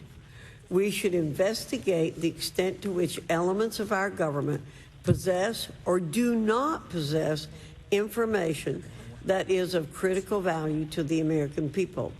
We owe it to the citizens of this nation to make sure that our government is transparent and accountable. We must make sure that our government provides answers, and Congress must do its duty to solicit those answers. With that, Mr. Chairman, I yield back. Yeah, Mr. Frost. Thank you, Mr. Chairman. In 2022, NASA announced that it was commissioning an independent study team to examine UAPs. The NASA team is comprised of scientists across different fields, as well as former astronauts and pilots. In May, the independent study team held its first public meeting, which included the perspectives from NASA senior leaders, as well as perspectives from the Department of Defense and intelligence agencies. The NASA study team is also expected to release its first report pretty soon, and I think it's safe to say that we all eagerly await its results. Mr. Graves, how might NASA's research influence the commercial industry regarding safety in UAP? I think NASA has a big role to play as far as commercial aviation safety, and it's one of their original charges as an organization. One of the recommendations that have been put forward is to utilize their existing aviation safety reporting system to serve as a short-term fill and trusted platform for pilots that want to report on UAP. It also has built-in analytics capability and is funded by Congress. Gotcha. And also, Mr. Graves, are there any other industries that may be influenced by the NASA research on UAPs? And if so, how so? Well, I think there is a large swath of commercial capabilities that could be brought to bear on this topic, from space-based or ground-based sensor systems that are available open source or through commercial marketplaces. And I think NASA's work, as they work to identify and highlight specific parameters that can be found, we can take that information and promulgate this through the public sector so that we can have a more open conversation about what we're seeing. You know, in 2020, the Department of Defense released several videos of UAPs, including Mr. Freyer's experience, U.S. Navy pilots that recorded footage. In 2021, the Office of the Director of National Intelligence released a preliminary report on UAP events. NASA Administrator Bill Nelson stated that NASA would begin to investigate these events. In fact, I sit on Science, Space, and Technology Committee, and when we were doing a hearing with the NASA Administrator Bill Nelson, I asked, you know, why NASA needed to be fully funded, and there were many great reasons, but one of them was actually had to do with UAPs. He actually mentioned, you know, is there life out there? I don't know. And so either way, these actions ultimately led NASA to assemble the independent study team that I mentioned earlier. Also in 2021, Harvard University stood up the Galileo project to research and examine the origins of UAP. So it seems like both, you know, from NASA and in the higher education community, because of the work that y'all have done and people standing up, you know, I think we're seeing some of that stigma slowly going away. Mr. Freyer, do you believe that military pilots feeling empowered to share their UAP experiences has directly impacted the scientific community's research goals on this topic? I would say yes. I would say that, you know, starting in 2017, when it actually came out, it took that stigma away. I mean, I've talked to multiple senators who said prior to that, if you'd have mentioned UAP, you'd have been laughed off the hill. And now we're sitting here today for a public testimony on what's actually going on. You know, I'm hoping that this curve will be more of an exponential and we'll get more and more transparent to the level that we can. Yeah, I mean, it's important. I couldn't imagine, you know, I'm not a pilot, but I used to fly gliders in Civil Air Patrol. Huh? Yeah. Pilot? I mean, you know. And so either way, I mean, I couldn't imagine, you know, being in the glider and seeing something and then not feeling like I had the agency to talk about it. Mr. Graves, can you discuss the importance of seeking scientists to sit on your advisory board? Absolutely. I think ultimately this is going to be a scientific problem. And not only that, it's also an engineering problem. I've been working with the American Institute of Aeronautics and Astronautics to help them stand up a UAP integration committee to help integrate their engineering prowess into this problem. And so, yes, very much, I think this is an engineering and scientific problem as much as a national security problem. And how might Congress help to facilitate partnerships between the scientific community and the UAP focus groups within government? Well, I think one of the things they can do is to have these types of hearings to communicate to the public that this is a topic of interest. I think that there is a pseudo-market, if you will, of interested capabilities and talent that want to approach this topic, and we're seeing that start to grow now. So I think continued conversation, reduction of stigma is going to allow that to flourish and allow answers to help generate themselves. 100%. Well, thank you all for being here, and thank you for your work. I think it's important that we keep our top scientific minds focused on this issue and look for ways to increase collaboration. Thank you so much. I yield back. Mr. Comer. Thank you, Mr. Chairman. Let me say I want to thank you for having this hearing, and I want to thank Mr. Burchett, Ms. Luna for leading this hearing. And with that, I yield my 5 minutes to Mr. Burchett. Thank you, Mr. Chairman. I'm going to direct this, I believe, to Mr. Grush, but if any of you all feel like you need to jump in, just jump right in. We're good. Has the U.S. government become aware of actual evidence of extraterrestrial, otherwise unexplained forms of intelligence? And if so, when do you think this first occurred? I like to use the term non-human. I don't like to denote origin. Keeps the aperture open, both scientifically. Right. Certainly, like I've discussed publicly previously, 1930s. Okay. Can you give me the names and titles of the people with direct firsthand knowledge and access to some of this crash retrieval, some of these crash retrieval programs, and maybe which facilities, military bases that the recovered material would be in? And I know a lot of Congress have talked about we're going to go to Area 51, and and there's nothing there anymore anyway. It's just and we move like a glacier. And as soon as we announce it, I'm sure the moving vans would pull up. But please. I can't discuss that publicly, but I did provide that information both to the Intel committees and the Inspector General. And we could get that in the SCIF if we were allowed to get in a SCIF with you. Would that be probably what you would think? Sure, if you had the appropriate accesses, yeah. What special access programs cover this information, and how is it possible that they have evaded oversight for so long? I do know the names. Once again, I can't discuss that publicly and how they've evaded oversight. In a closed setting, I can tell you the specific tradecraft use. All right. When do you think those programs began, and who authorized them? I do know a lot of that information, but that's something I can't discuss publicly because of sensitivities. All right. If any of y'all want to jump in on any of this, you're more than welcome to. What level of security clearance is required to fully access these programs? Well, anybody who has... and I say that because myself, Representative Gates and Representative Luna were basically turned away at one point at Eglin. So please go right ahead. Certainly difference between member access and, say, somebody like me, but anybody who has a TSSCI clearance and meets the eligibility criteria, the access adjudicative authority should be able to grant you access. Mr. Burchett, if you'll yield, so just to put a fine point on that, there's nothing that you're aware of that's above special access program classification. It's a misnomer that there's anything actually above top secret. Executive Order 13526 delineates the classification levels. Right, but I draw a point on that because we can have access to those programs, and so the notion that we're not being given that access sort of defies our typical muscle memory here in Congress. Thank you, Mr. Burchett. I'll yield back to you. Thank you, Mr. Gates. Along those lines, Title 10, you may not know this or not, but Title 10 and Title 50 authorization, they seem to say they're inefficient. So who gets to decide this, in your opinion, in the past? It's a group of career senior executive officials. Okay, are they government officials? Both in and out. Do what? Both in and out of government, and that's about as far as I can go there. Yeah. All right, well, that leads to my next question. Which private corporations are directly involved in this program? How much taxpayer money has been invested in these programs, to your knowledge? I mean, we know we audit the Pentagon every year, and I've been here 5 years, and they failed the dadgum thing every year. They lose over $1 billion a year, we think, and I've told the Department of Defense maybe 60% of their assets are unaccounted for, whatever the heck that means. In the public sector, you go to jail for that kind of crap. So tell me.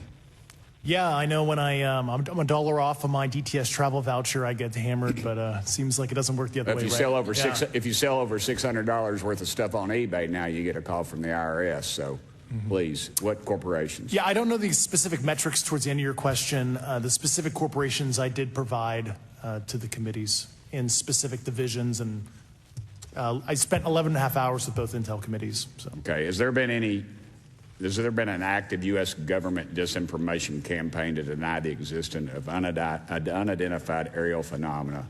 And if so, why? I can't go beyond what I've already espoused publicly about that.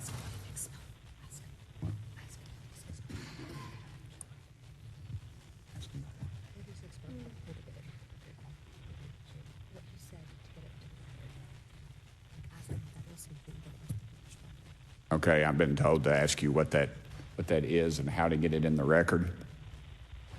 What have you stated publicly in your interviews for the congressional record? If you reference my News Nation interview and I talk about a multi-decade, campaign to disenfranchise public interest, basically. Yeah. Thank you. I apologize, Mr. Chairman. I yield back negative 21 seconds. Thank you. Ms. Ocasio-Cortez. Thank you, Mr. Chairman, and thank you to our witnesses for coming here today. I do concur with the ranking member as well as several other members here on this committee that this is a committee for whistleblowers and for the protection of whistleblowers as well. So we understand what you're putting on the table here and what you're putting on the line here, and we thank you for that. Mr. Grush, you sat on the Unidentified Anomalous Phenomenon Task Force created in the 2020 NDAA, correct? Yes. There have been some things that have been mentioned here during this hearing that I wanted to pick up on. Mr. Graves, you mentioned specifically during the answers to one of your questions, you named Boeing contractors being engaged in an incident regarding this red cube about a football field wide. I was wondering if you could speak a little bit about the interaction, or Mr. Grush, either of you, the interactions between defense contractor companies and any UAP-related programs or activities. So I'll just say that the information about the contractor themselves were provided by a witness, and I have no particular detail in that relationship. Mr. Grush? The kind of general unclassed wave tops, certainly the contractors, are the metal benders, so to speak. They're the ones actually doing specific performance on government contracts. Are they required to issue any disclosure regarding UAP sightings, or do they engage in any reporting around this? In terms of the contractors? Yes. Not that I'm aware of. They do not. Okay.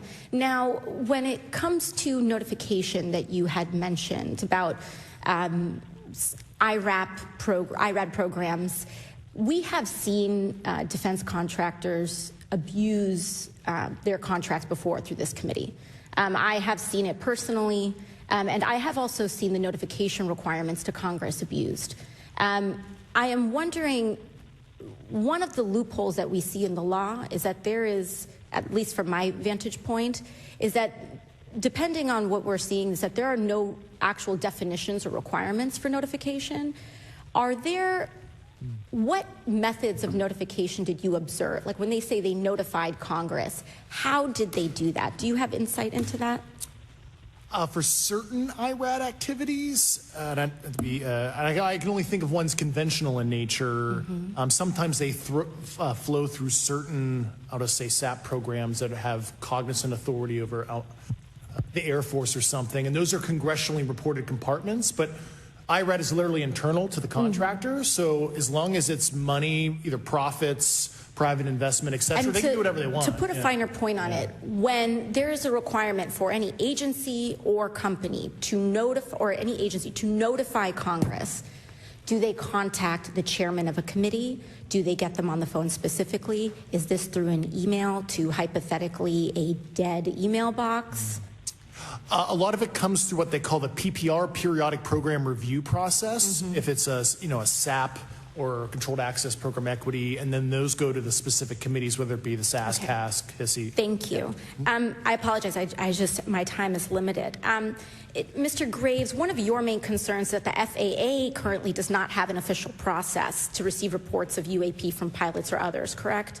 Correct. And in your experience, what data should the AERO program prioritize for potential collection? We have, location, date, time, but are there other specific characteristics that should be included in these reports? Certainly. I think that there's two categories that would be important. One would be kinematics and understanding the specifics of how the vehicle or objects are moving. And the second would be a more zoomed out approach of being able to look at origin and destination before the incident, as well as getting a better contextual understanding of how these objects are interacting with each other. Thank you. Now, because I only have a minute left, I apologize, we only have 5 minutes today, but for the record, if you were me, where would you look? Titles, programs, departments, regions, if you could just name anything. And I put that as an open question to the three of you. I'd be happy to give you that in a closed environment. I can tell you specifically. Thank you. Commander Fravor? And I would say, and I've told people that you have to know where to look. They're not going to divulge it to you because of the classification levels. But if you know where to look and who to talk to, which is exactly what Mr. Grush can point you, then you have them. Okay. Mr. Graves? I was an operator, so I was depending on folks like Mr. Grosh to do that homework. Okay. Thank you very much. I yield back to the chair. Mr. Biggs? Thanks, Mr. Chairman. I thank the witnesses for being here today. I'm over here. Thank you so much for being here. I want to get into specifics here, and the reason I'm going to go this way is because you've talked a bit about what I would call misdirection by official U.S. government with regard to UAPs, right? And so I'm going to get to that in a second. But last week, White House NSC spokesman John Kirby stated that UAPs are having an impact on our training ranges and need to be treated as a legitimate issue. Do you concur with his statements? That's for each of you. Yes. Yes. Yes. Okay. Now, having said that, I'm going to take you to specific instances around the Phoenix Valley, because that's where I live. And in '97, we had the famous Phoenix Light case. I don't know if any of you are familiar with that. There were two things that went along with that, and the explanation was military training range off Luke and the Barry Goldwater Range. Do you know anything different other than the official explanation of those lights? Only what's in the public vernacular about it. That was outside the scope of my duties. And if we wanted to, just my question along with my colleague from New York, Ms. Ocasio-Cortez, if we wanted to find out more about that, where would we go to find the files, and who would we address? And are you going to tell me we need to go to a SCIF so you can tell us in a SCIF? I could potentially give you a vector on that. That specific case, I'm familiar with it in terms of public, but I give you a vector in closed environment, yeah. That would be good, thank you. So if it's true that UAPs are having an impact on training ranges, and this administration considers it to be a legitimate issue, what steps can Congress take to address training range impacts? And I say that having two very large training ranges in my state. And so we'll start with Mr. Graves and go on down the panel. Some of the initial procedures have been implemented, such as within the United States Navy, that have a range failure report that gathers information from pilots. I understand that a service-wide reporting mechanism is still pending. However, that would be a great next step, not only for gathering information, but for showing the troops that it is an acceptable topic and reducing the stigma. Okay, please, all of you continue. Yeah, as a recipient of a lot of those training range reports, sometimes we only get contextual kind of oral reporting. It'd be nice if they attached all sensor data and there's a system in place that can handle multiple classifications of data. And that's an issue with the F-35, right? That jet was never built to be an ISR platform. And it's a pain in the, we'll just say, butt to get that data off. So, yeah. Great. Thank you. Yeah, I would agree with the previous two, being a user of those training ranges. That the data has to be out there. You have to acknowledge that you're seeing them, and then you have to collect the data. Right now, you get the report. Someone says, I saw something, but no one collects the radar data to back it up and do research. Okay. Do you believe that the 2019 classification guidelines for UAPs interferes with the federal government's ability to be transparent with the American people? And do you think we need to be more transparent with the American people? All of you, yeah. I'll say yes to that. Yeah, I'm familiar with at least the UAP Task Force 2019 Security Classification Guide. I think it's fair. I did actually help author that with the director. You got a bias that way then. But I will say, I'll call it a lazy attitude about declassifying videos. I mean, I've seen some of the videos of the recent shoot down, and I saw no reason that couldn't have been released as long as they mask some data. The American people deserve to see that imagery and full motion video. I would think, well, in my opinion, I will say things are overclassified. I know for a fact the video or the pictures that came out in the 2020 report that had the stuff off the East Coast, they were taken with an iPhone off the East Coast. A buddy of mine was one of the senior people there, and he said they were originally classified to TSSCI. And my question to him was, what's TSSCI about these? They're an iPhone Right. literally off the vacapes. That's not TSSCI. So they're overclassified, and as soon as they do that, they go in a vault, and then you all have to look for them. Yeah, so with the overclassification, that may be one way. Are there other ways that the DOD or intelligence agencies are keeping this information from the American people or even from Congress? I think part of that has been not encouraging reporting. If the problem is not something that can be measured, it's not something that's going to be fixed. Okay, very good. Well, I'm out of time, and I thank you, Mr. Chairman, and I yield back. First of all, without objection, Representative Nick Langworthy of New York has waived on the subcommittee for purpose of questioning witnesses at today's subcommittee hearing. And then we go to Mr. Burleson. Thank you, Mr. Chairman.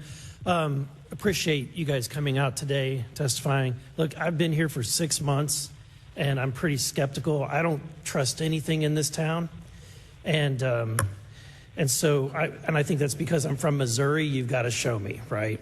With that being said, there's been a lot of things that have been said in the public, Mr. Grush, and so I want to get down to, if we can, some specifics, right? So. At one point, you had said that there has been harmful activity or aggressive activity.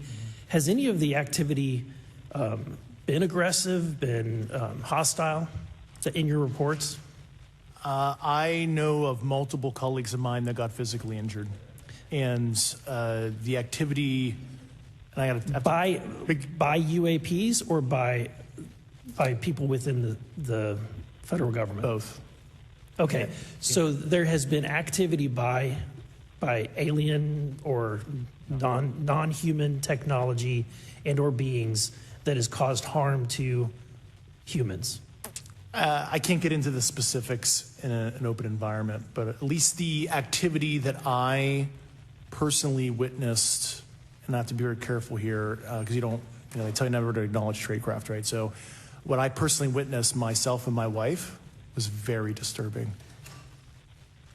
Okay. One of my constituents actually sent this next question, and I figured I'd ask it since I had the same thought. You've said that the U.S. has intact spacecraft. You said that the government has alien bodies or alien species. Have you seen the spacecraft? I have to be careful to describe what I've seen firsthand and not in this environment, but I could answer that question behind closed doors. Yeah. And have you seen any of the bodies? That's something I've not witnessed myself. Okay, and so with that being said, and the other statement that has been made that was intriguing to me it's intriguing because my view has been that we are billions of light years away from any other system. And the concept that an alien species that's technologically advanced enough to travel billions of light years gets here and somehow is incompetent enough to not survive Earth or crashes is something that I find a little bit far-fetched. And with that being said, you have mentioned that there's interdimensional potential. Could you expound on that? Yeah, to answer your first question, and I'm here as a fact witness and expert, but I will give you a theoretical framework, at least to work off, to kind of espouse crashes, regardless of your level of sentience, right? Planes crash, cars crash, n number of sorties, however high, a small percentage are going to end in mission failure, if you will, as we say in the Air Force. And then in terms of multidimensionality, that kind of thing, the framework that I'm familiar with, for example, is something called the holographic principle. It derives itself from general relativity and quantum mechanics, and that is, if you want to imagine a 3D object such as yourself casting a shadow onto a 2D surface, that's the holographic principle. So you can be projected, quasi-projected from higher dimensional space to lower dimensional. It's a scientific trope that you can actually cross, literally, as far as I understand, but there's probably guys with PhDs that we could probably argue about that. But you have not seen any documentation that that's what's occurring? Only a theoretical framework discussion. Yes. Okay. Okay. Occam's razor is that these aircraft, have they been identified that they are being produced by by domestic, military and contractors? Is there any evidence that that's what's being recovered? Not to my knowledge, plus the recoveries predate a lot of our advanced programs that I previously am witting of. So, would it be safe to say that there could be a scenario today where you have an aircraft that crashes and because it's been involved in one program from one federal agency, and but the agency that retrieves it is not aware of that program, and to them it appears alien in origin? I mean, that's a hypothetical situation. I'm not aware of any historical situation that would match that you described. So you're not aware? It has not happened that you're aware of? That I'm aware of. Thank you, Mr. Chairman. I yield back.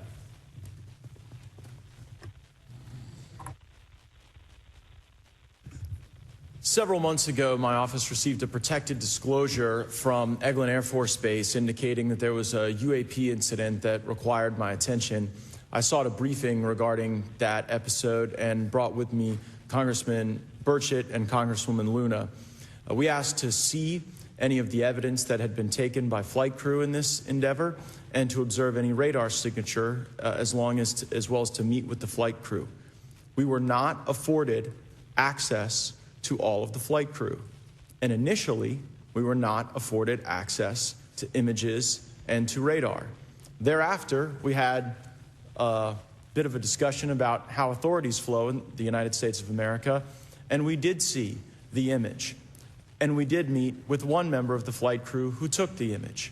The image was of something that I am not able to attach to any human capability, either from the United States or from any of our adversaries. And I'm somewhat informed on the matter, having served on the Armed Services Committee for 7 years, having served on the committee that oversees DARPA and advanced technologies for several years. When we spoke with the flight crew, and when he showed us the photo that he'd taken, I asked why the video wasn't engaged, why we didn't have a FLIR system that worked. Here's what he said. They were out on a test mission that day over the Gulf of Mexico. And when you're on a test mission, you're supposed to have clear airspace. Not supposed to be anything that shows up. And they saw a sequence of 4 craft in a clear diamond formation for which there is a radar sequence that I alone have observed in the United States Congress. One of the pilots goes to check out that diamond formation and sees a large floating, what I can only describe as an orb. Again, like I said, not of any human capability that I'm aware of. And when he approached, he said that his radar went down, he said that his FLIR system malfunctioned, and that he had to manually take this image from one of the lenses, and it was not automated in collection as you would typically see in a test mission. So I guess I'll start with Commander Fravor. How should we think about the fact that this craft that was approached by our pilot had the capability of disarming a number of the sensor and collection systems on that craft? Well, I think this goes to that national security side, and you can go back through history of things showing up at certain areas and disabling our capabilities, which is disheartening. And for us, I mean, like I said, it completely disabled the radar on the aircraft when it tried to do it, and the only way we could see it is passively, which is how he got that image. So I think that's a concern on what are these doing, not only how do they operate, but their capabilities inside to do things like this.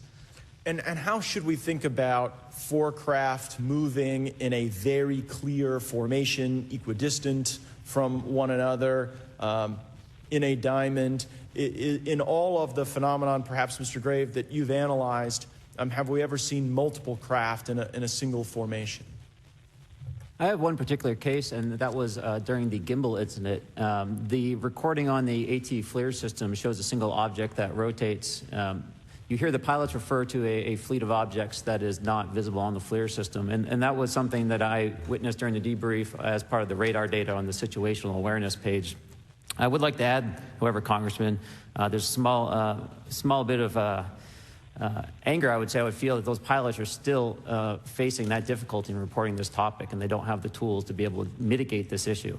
It just goes to show how serious this is and why this is such an important issue for our pilots and for our nation. It was stated explicitly to me by these test pilots that if you have a UAP experience, the best thing you can do for your career is forget it and not tell anyone.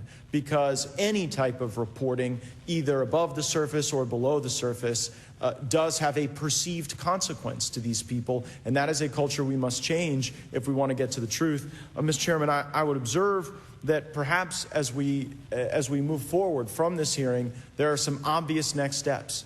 Every person watching this knows that we need to meet with Mr. Grush in a secure, compartmentalized facility so that we can get fulsome answers that do not put him in jeopardy and that give us the information we need. Second, I would suggest that the radar images that were collected of this formation of craft out of Eglin Air Force Base, and specifically the actual image taken by the actual flight crew that we can actually validate, be provided to the committee, subpoenaed if necessary, so that we're able to track how to get this type of reporting and analysis done in a more fulsome way. That would be my recommendation, humbly, as a guest here of the Fine Oversight Committee. I yield back.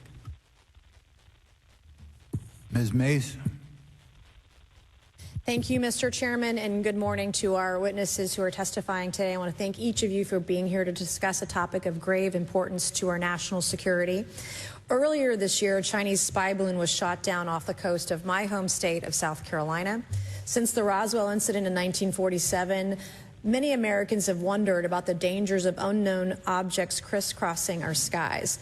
Whether these are UAPs or weather phenomena, advanced technology from American allied or enemy forces, or something more out of this world. So my first question, I have several questions, and if we could just be quick on these first two, I'm going to ask each of you the same question, and then I'll get to each of you individually. The first one, when you reported your experiences with a UAP, did any of you face any repercussions with your superiors, yes or no? No. No. I've actually never seen anything personally, believe it or not. So. All right. And then do you believe there's an active disinformation campaign within our government to deny existence of UAPs, yes or no? I don't have an answer to that. As previously stated publicly, yes. I think previously with like Project Blue Book, yes, but currently I don't speak for the United States government. Okay. Thank you. I have a few questions for Mr. Graves. What percentage of UAP sightings, in your belief, go unreported by our pilots? This is an approximation based off of my personal experience speaking with a number of pilots, but I would estimate we're somewhere near 5% reporting, perhaps. So like 95% basically don't report seeing UAPs? That's just my personal estimate. In the incident off Virginia Beach, do you believe the Navy took the danger to your aircraft seriously after it was reported? Absolutely. A few questions for Mr. Favor. As an expert naval aviator, have you ever seen an object that looked and moved like the Tic Tac UAP? No. Did the Tic Tac UAP move in such a way that defied the laws of physics? The way we understand them, yes. Many dismiss UAP reports as classified weapons testing by our own government, but in your experience as a pilot, does our government typically test advanced weapon systems right next to multi-million-dollar jets without informing our pilots? No, we have test ranges for that. It took over 15 years for your encounter with the Tic Tac to be declassified. Do you feel there was a good reason to prevent lawmakers from having access to this footage? No, I just think it was ignored when it happened, and it just sat somewhere in a file. Never got reported. In a drawer. It happens a lot up here. Shocker. Mr. Grush, a couple of questions for you too, sir, this morning. What percentage of UAPs do you feel are adequately investigated by the U.S. government, of the 5% that are reported? I can only speak for my personal leadership over at NGA. I tried to look at every report that came through that I could triage. So. Do you believe that officials at the highest levels of our national security apparatus have unlawfully withheld information from Congress and subverted our oversight authority? There are certain elected leaders that had more information that I'm not sure what they've shared with certain Gang of Eight members or et cetera, but certainly I would not be surprised. Okay. You've stated that the government is in possession of potentially non-human spacecraft. Based on your experience and extensive conversations with experts, do you believe our government has made contact with intelligent extraterrestrials? Something I can't discuss in public setting. Okay, I can't ask when you think this occurred. If you believe we have crashed craft, stated earlier, do we have the bodies of the pilots who piloted this craft? As I've stated publicly already in my News Nation interview, biologics came with some of these recoveries, yeah. Were they, I guess, human or non-human biologics? Non-human, and that was the assessment of people with direct knowledge on the program I talked to that are currently still on the program. And was this documentary evidence, this video, photos, eyewitness? Like, how would that be determined? The specific documentation I would have to talk to you in a skiff about. Gotcha. Yeah. Okay. So, and you may or may not be able to answer my last question, and maybe we get into a skiff at the next hearing that we have, but who in the government, either what agency, sub-agency, what contractors, who should be called into the next hearing about UAPs, either in a public setting or even in a private setting? And you probably can't name names, but what agencies or organizations, contractors, et cetera, do we need to call in to get these questions answered, whether it's about funding, what programs are happening, and what's out there?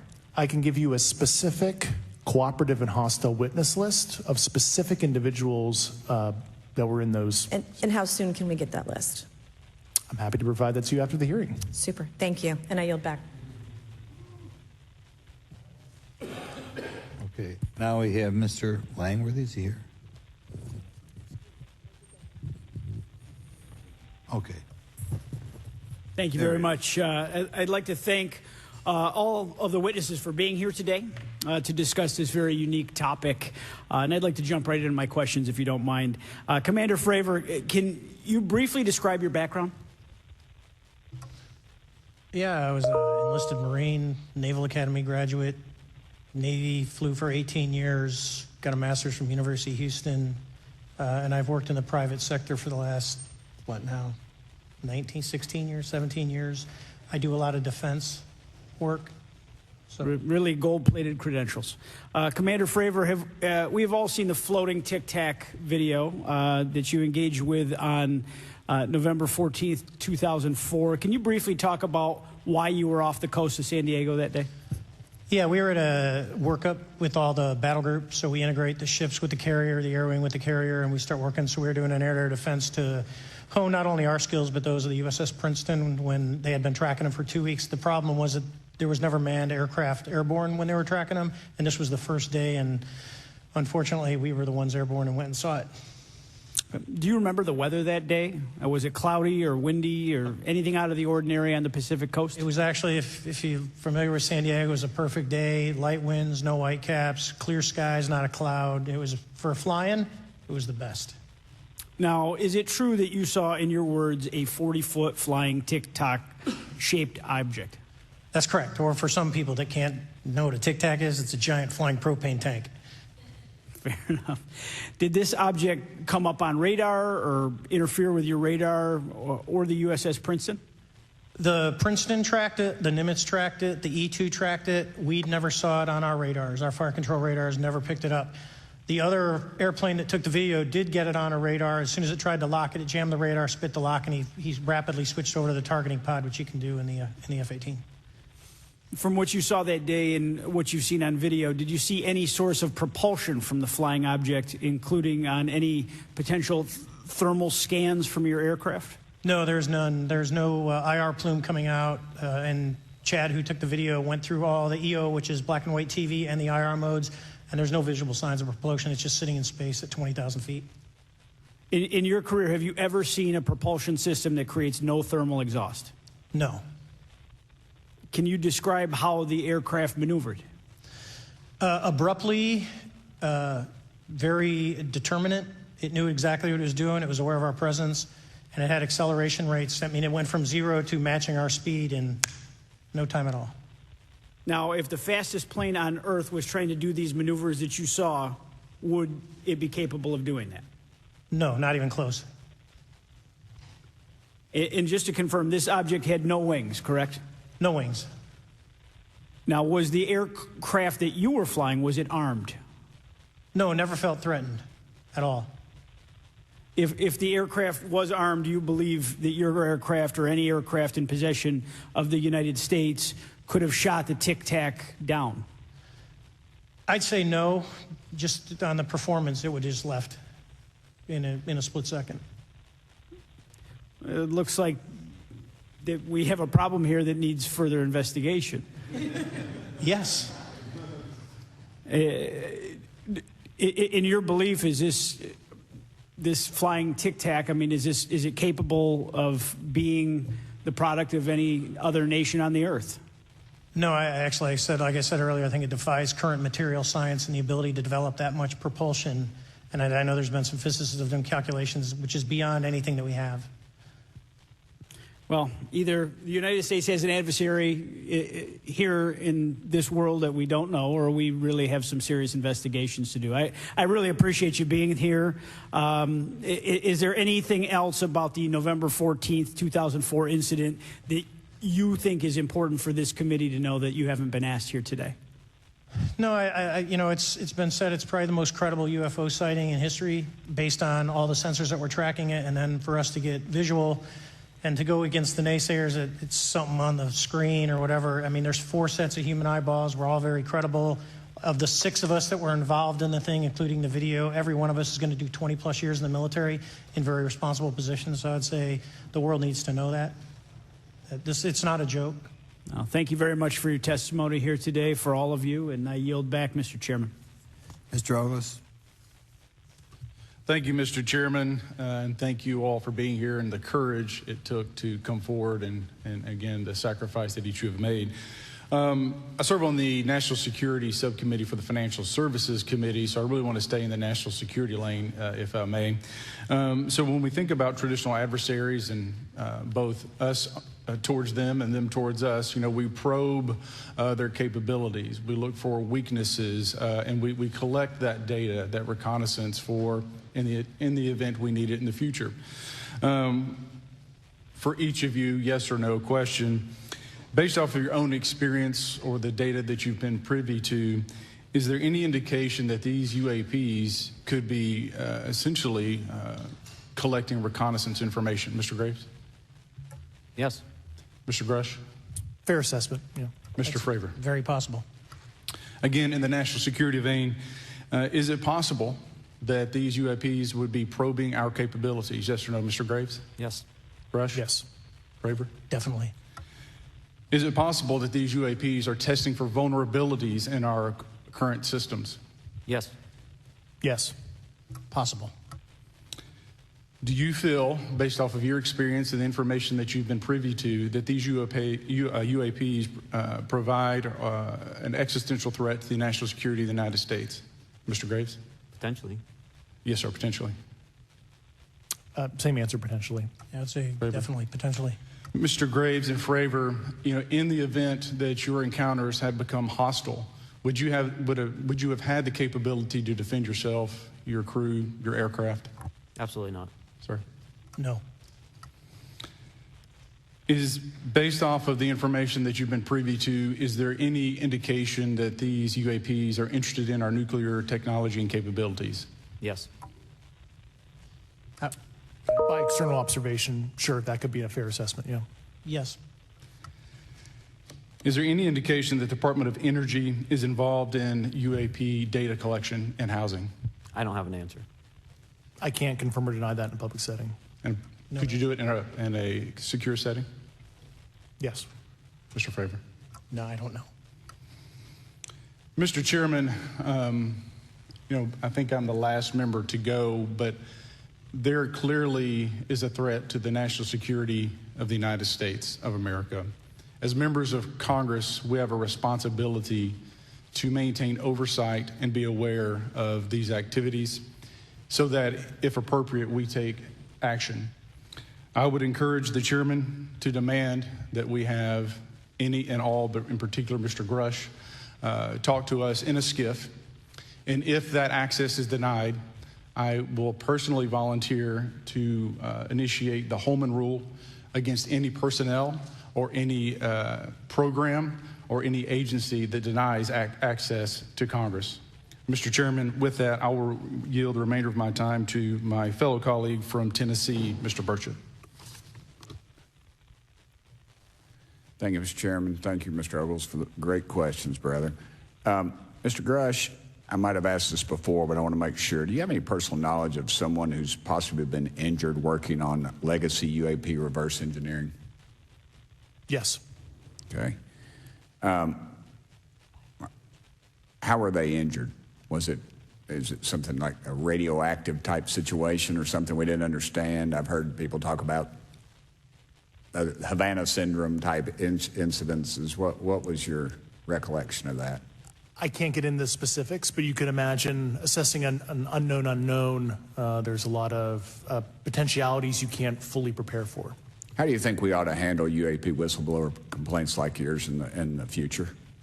Yeah, there was some issue with mine. So, PPD-19 process, it goes to the Intel committees, either through PPD-19 or ICD-120. There's not a good way for the Intelligence Community Inspector General to provide that to other committees.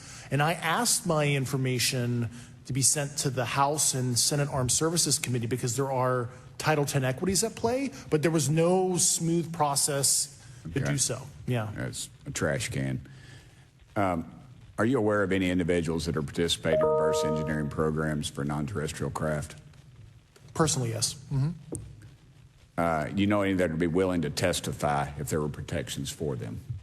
Certainly closed door and assurances that breaking their NDA, they're not going to get administratively punished for so. Yeah. I yield, Mr. Chairman. Thank you. We're going to do something a little bit out of the ordinary here. We're going to give 3 people a chance at an additional 3 minutes. So, Mr. Burchett, do you want to keep going? Why don't you come back to me, Mr. Chairman? Ms. Luna, if she's on, is she on that list? Sure. Chairman, I'd like to submit for the record an article by News Nation, and it follows Mr. Grush's full interview for the record. Without objection. Thank you.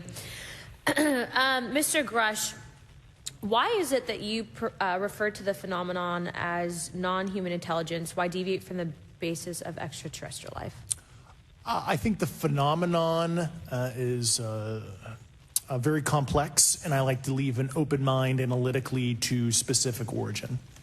When you say specific origin, are you referring, can you elaborate on that for those that might not? If it's a traditional extraterrestrial origin or something else that we don't quite understand from either a biological or astrophysics perspective, I just like to keep an open mind on what it could be, Okay, and referring to your News Nation interview, you had referenced specific treaties between governments. Article 3 of the Nuclear Arms Treaty with Russia identifies UAPs. It specifically mentions them. To your knowledge, are there safety measures in place with foreign governments or other superpowers to avoid an escalatory situation in the event that a UAP malevolent event occurs? Yeah, you're referring to actual public treaty in the UN Register. It's funny you mentioned that. Yeah, the Agreement on Measures to Reduce the Risk of Outbreak of Nuclear War signed in 1971. Unclassified treaty publicly available. And if you cite the George Washington University National Security Archives, you will find the declassified in 2013 specific provisions in the specific red line flash message traffic with the specific codes pursuant to Article 3 and Article, also Situation 2, which is in the previously classified NSA archive. What I would recommend, and I tried to get access, but I got a wall of silence at the White House, was those specific incidents when those message traffic was used. I think some scholarship on that would open the door to a further investigation using those publicly available information. Thank you. And then my last question with 51 seconds remaining. You mentioned white-collar crimes potentially being taking place in regards to a cover-up. Can you please elaborate? I have concerns based on the interviews I conducted under my official duties of potential violations of the federal acquisition regulations, the FAR. Thank you very much, Chairman. I yield the remainder of my time. Okay, we'll go to Mr. Raskin for 3 minutes. Thanks, Mr. Chair. And I thank the witnesses for their endurance and service today. Mr. Fravor, you've described your episode in detail now, and you call it the most credible UFO sighting in history. But I wonder, was this the first time that you encountered a UFO or a UAP in 2004? Yes. And what was your general attitude or perspective on the UFO discussion before that happened? I never felt that we were alone with all the planets out there, but I wasn't a UFO person. I wasn't watching History Channel and MUFON and all that. And have you had experiences or encounters since that happened? No. And so have you formed any general conclusions about what you think you experienced then? Yes. I think what we experienced was, like I said, well beyond the material science and the capabilities that we had at the time, that we have currently, or that we're going to have in the next 10 to 20 years. Very good. Mr. Grush, you've been able to answer in great detail on certain questions, and then other things you say you're not able to respond to. Can you just explain where you're drawing the line and what's the basis for that? Yeah, based on my DOPSR security review and what they've determined that is unclassified. I see. So you're answering any questions that just call upon your knowledge of unclassified questions, but anything that relates to classified matters you're not commenting on in this context.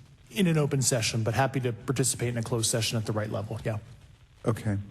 And Mr. Graves, you said that there are dozens of fellow pilots, military pilots. Are there also commercial pilots who've encountered the same kind of sightings that you described before?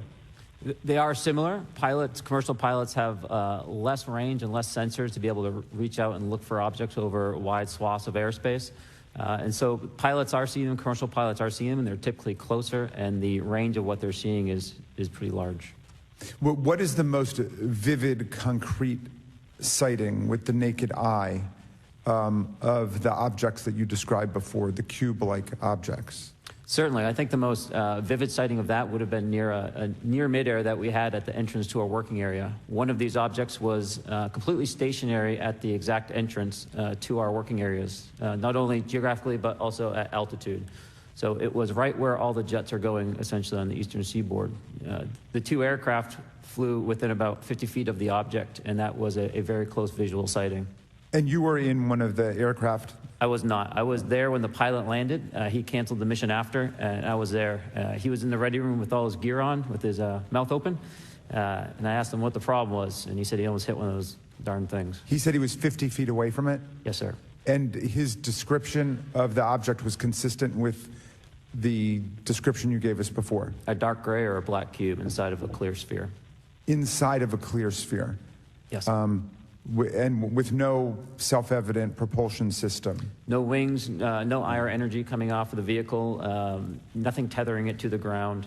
And that was primarily what we were experiencing out there. I'm over time. Thank you very much for your service, and I yield back to Mr. Chairman. Very good. Mr. Burchett? Thank you, Mr. Chairman. This is for all three of y'all, starting with Mr. Graves. Why did you come forward on this issue?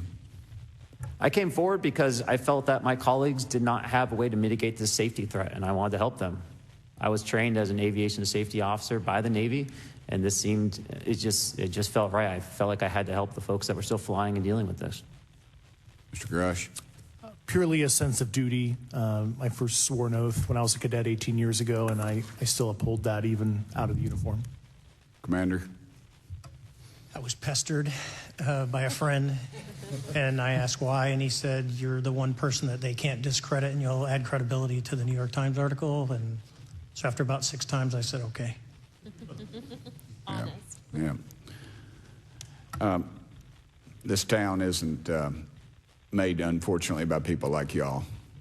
We thank y'all. And I do want to also thank the people in the audience and the people that are watching this that can't be, people all over the world that have kept this issue alive. You've endured criticism and derogatory remarks, and we're trying to get to the bottom of it. And so God bless y'all. Thank y'all so much. We really appreciate you guys and gals.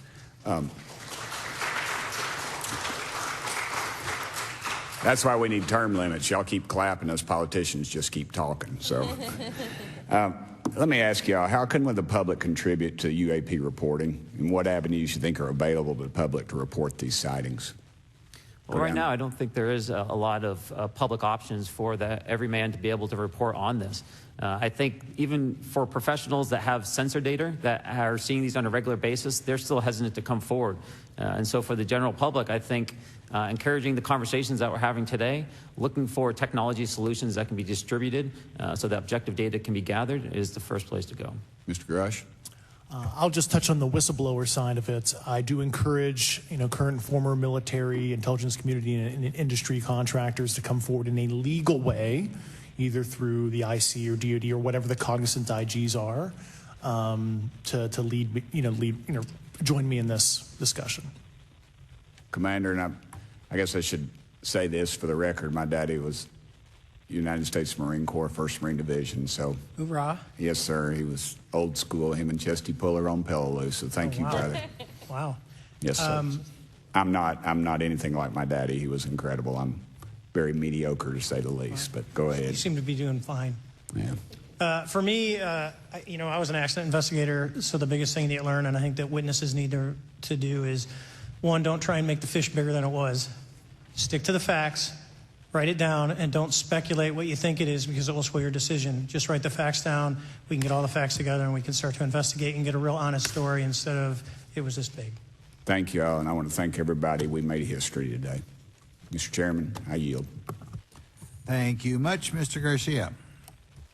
Thank you. I know now we're going to be making some closing remarks, and so I just wanted to say a few things. First, to our witnesses, I want to thank all of you for being here with us today. I know that it takes a lot of courage. You're telling really important information to this committee, and I just want to thank you also for all three of you, your service to our country. I also want to just note that today's hearing was both important but also serious, and I want to thank our subcommittee chairman, Mr. Grothman, I think for running a very fair and substantive hearing. I do want to thank the committee staff on both sides for the amount of work that it took to put this hearing in place, and certainly to all the members that have been involved in this issue prior to the hearing. I also want to note for our witnesses and for the public that I'm a freshman member of Congress, and I've only been here for 7 months, but this is by far the most bipartisan conversation and discussion that I have seen happen in the Congress. And I think that a topic of this significance as it relates to our national security, as it relates to information that we're trying to gather for the American public, does bring people together, and I think that's been really great to see. I think it's also important to note for the public, today in our hearing, we had on our side also both our full ranking member, which is Mr. Raskin, and our vice ranking member, which is Ms. Ocasio-Cortez, both here at our hearing. I think it shows the importance and seriousness that our side of the aisle is taking to this important hearing, but also to the broader issue as it relates to working with our Republican counterparts on this committee. I want to additionally add that I think it's really important that we have and continue these discussions and these hearings. Clearly, there's a lot of information that we don't know, but it's also very clear that we have to continue our investigation and accountability on asking the right questions and ensuring that they're part of the public record. One thing that was important today is some folks might wonder, why are we asking questions that might already be out there or that have been asked before? It's important that they're asked and put into the public record as it relates to this committee. And so I want to thank you for, answering some questions multiple times. I know not just in maybe meetings you had with some members, but also here in the public.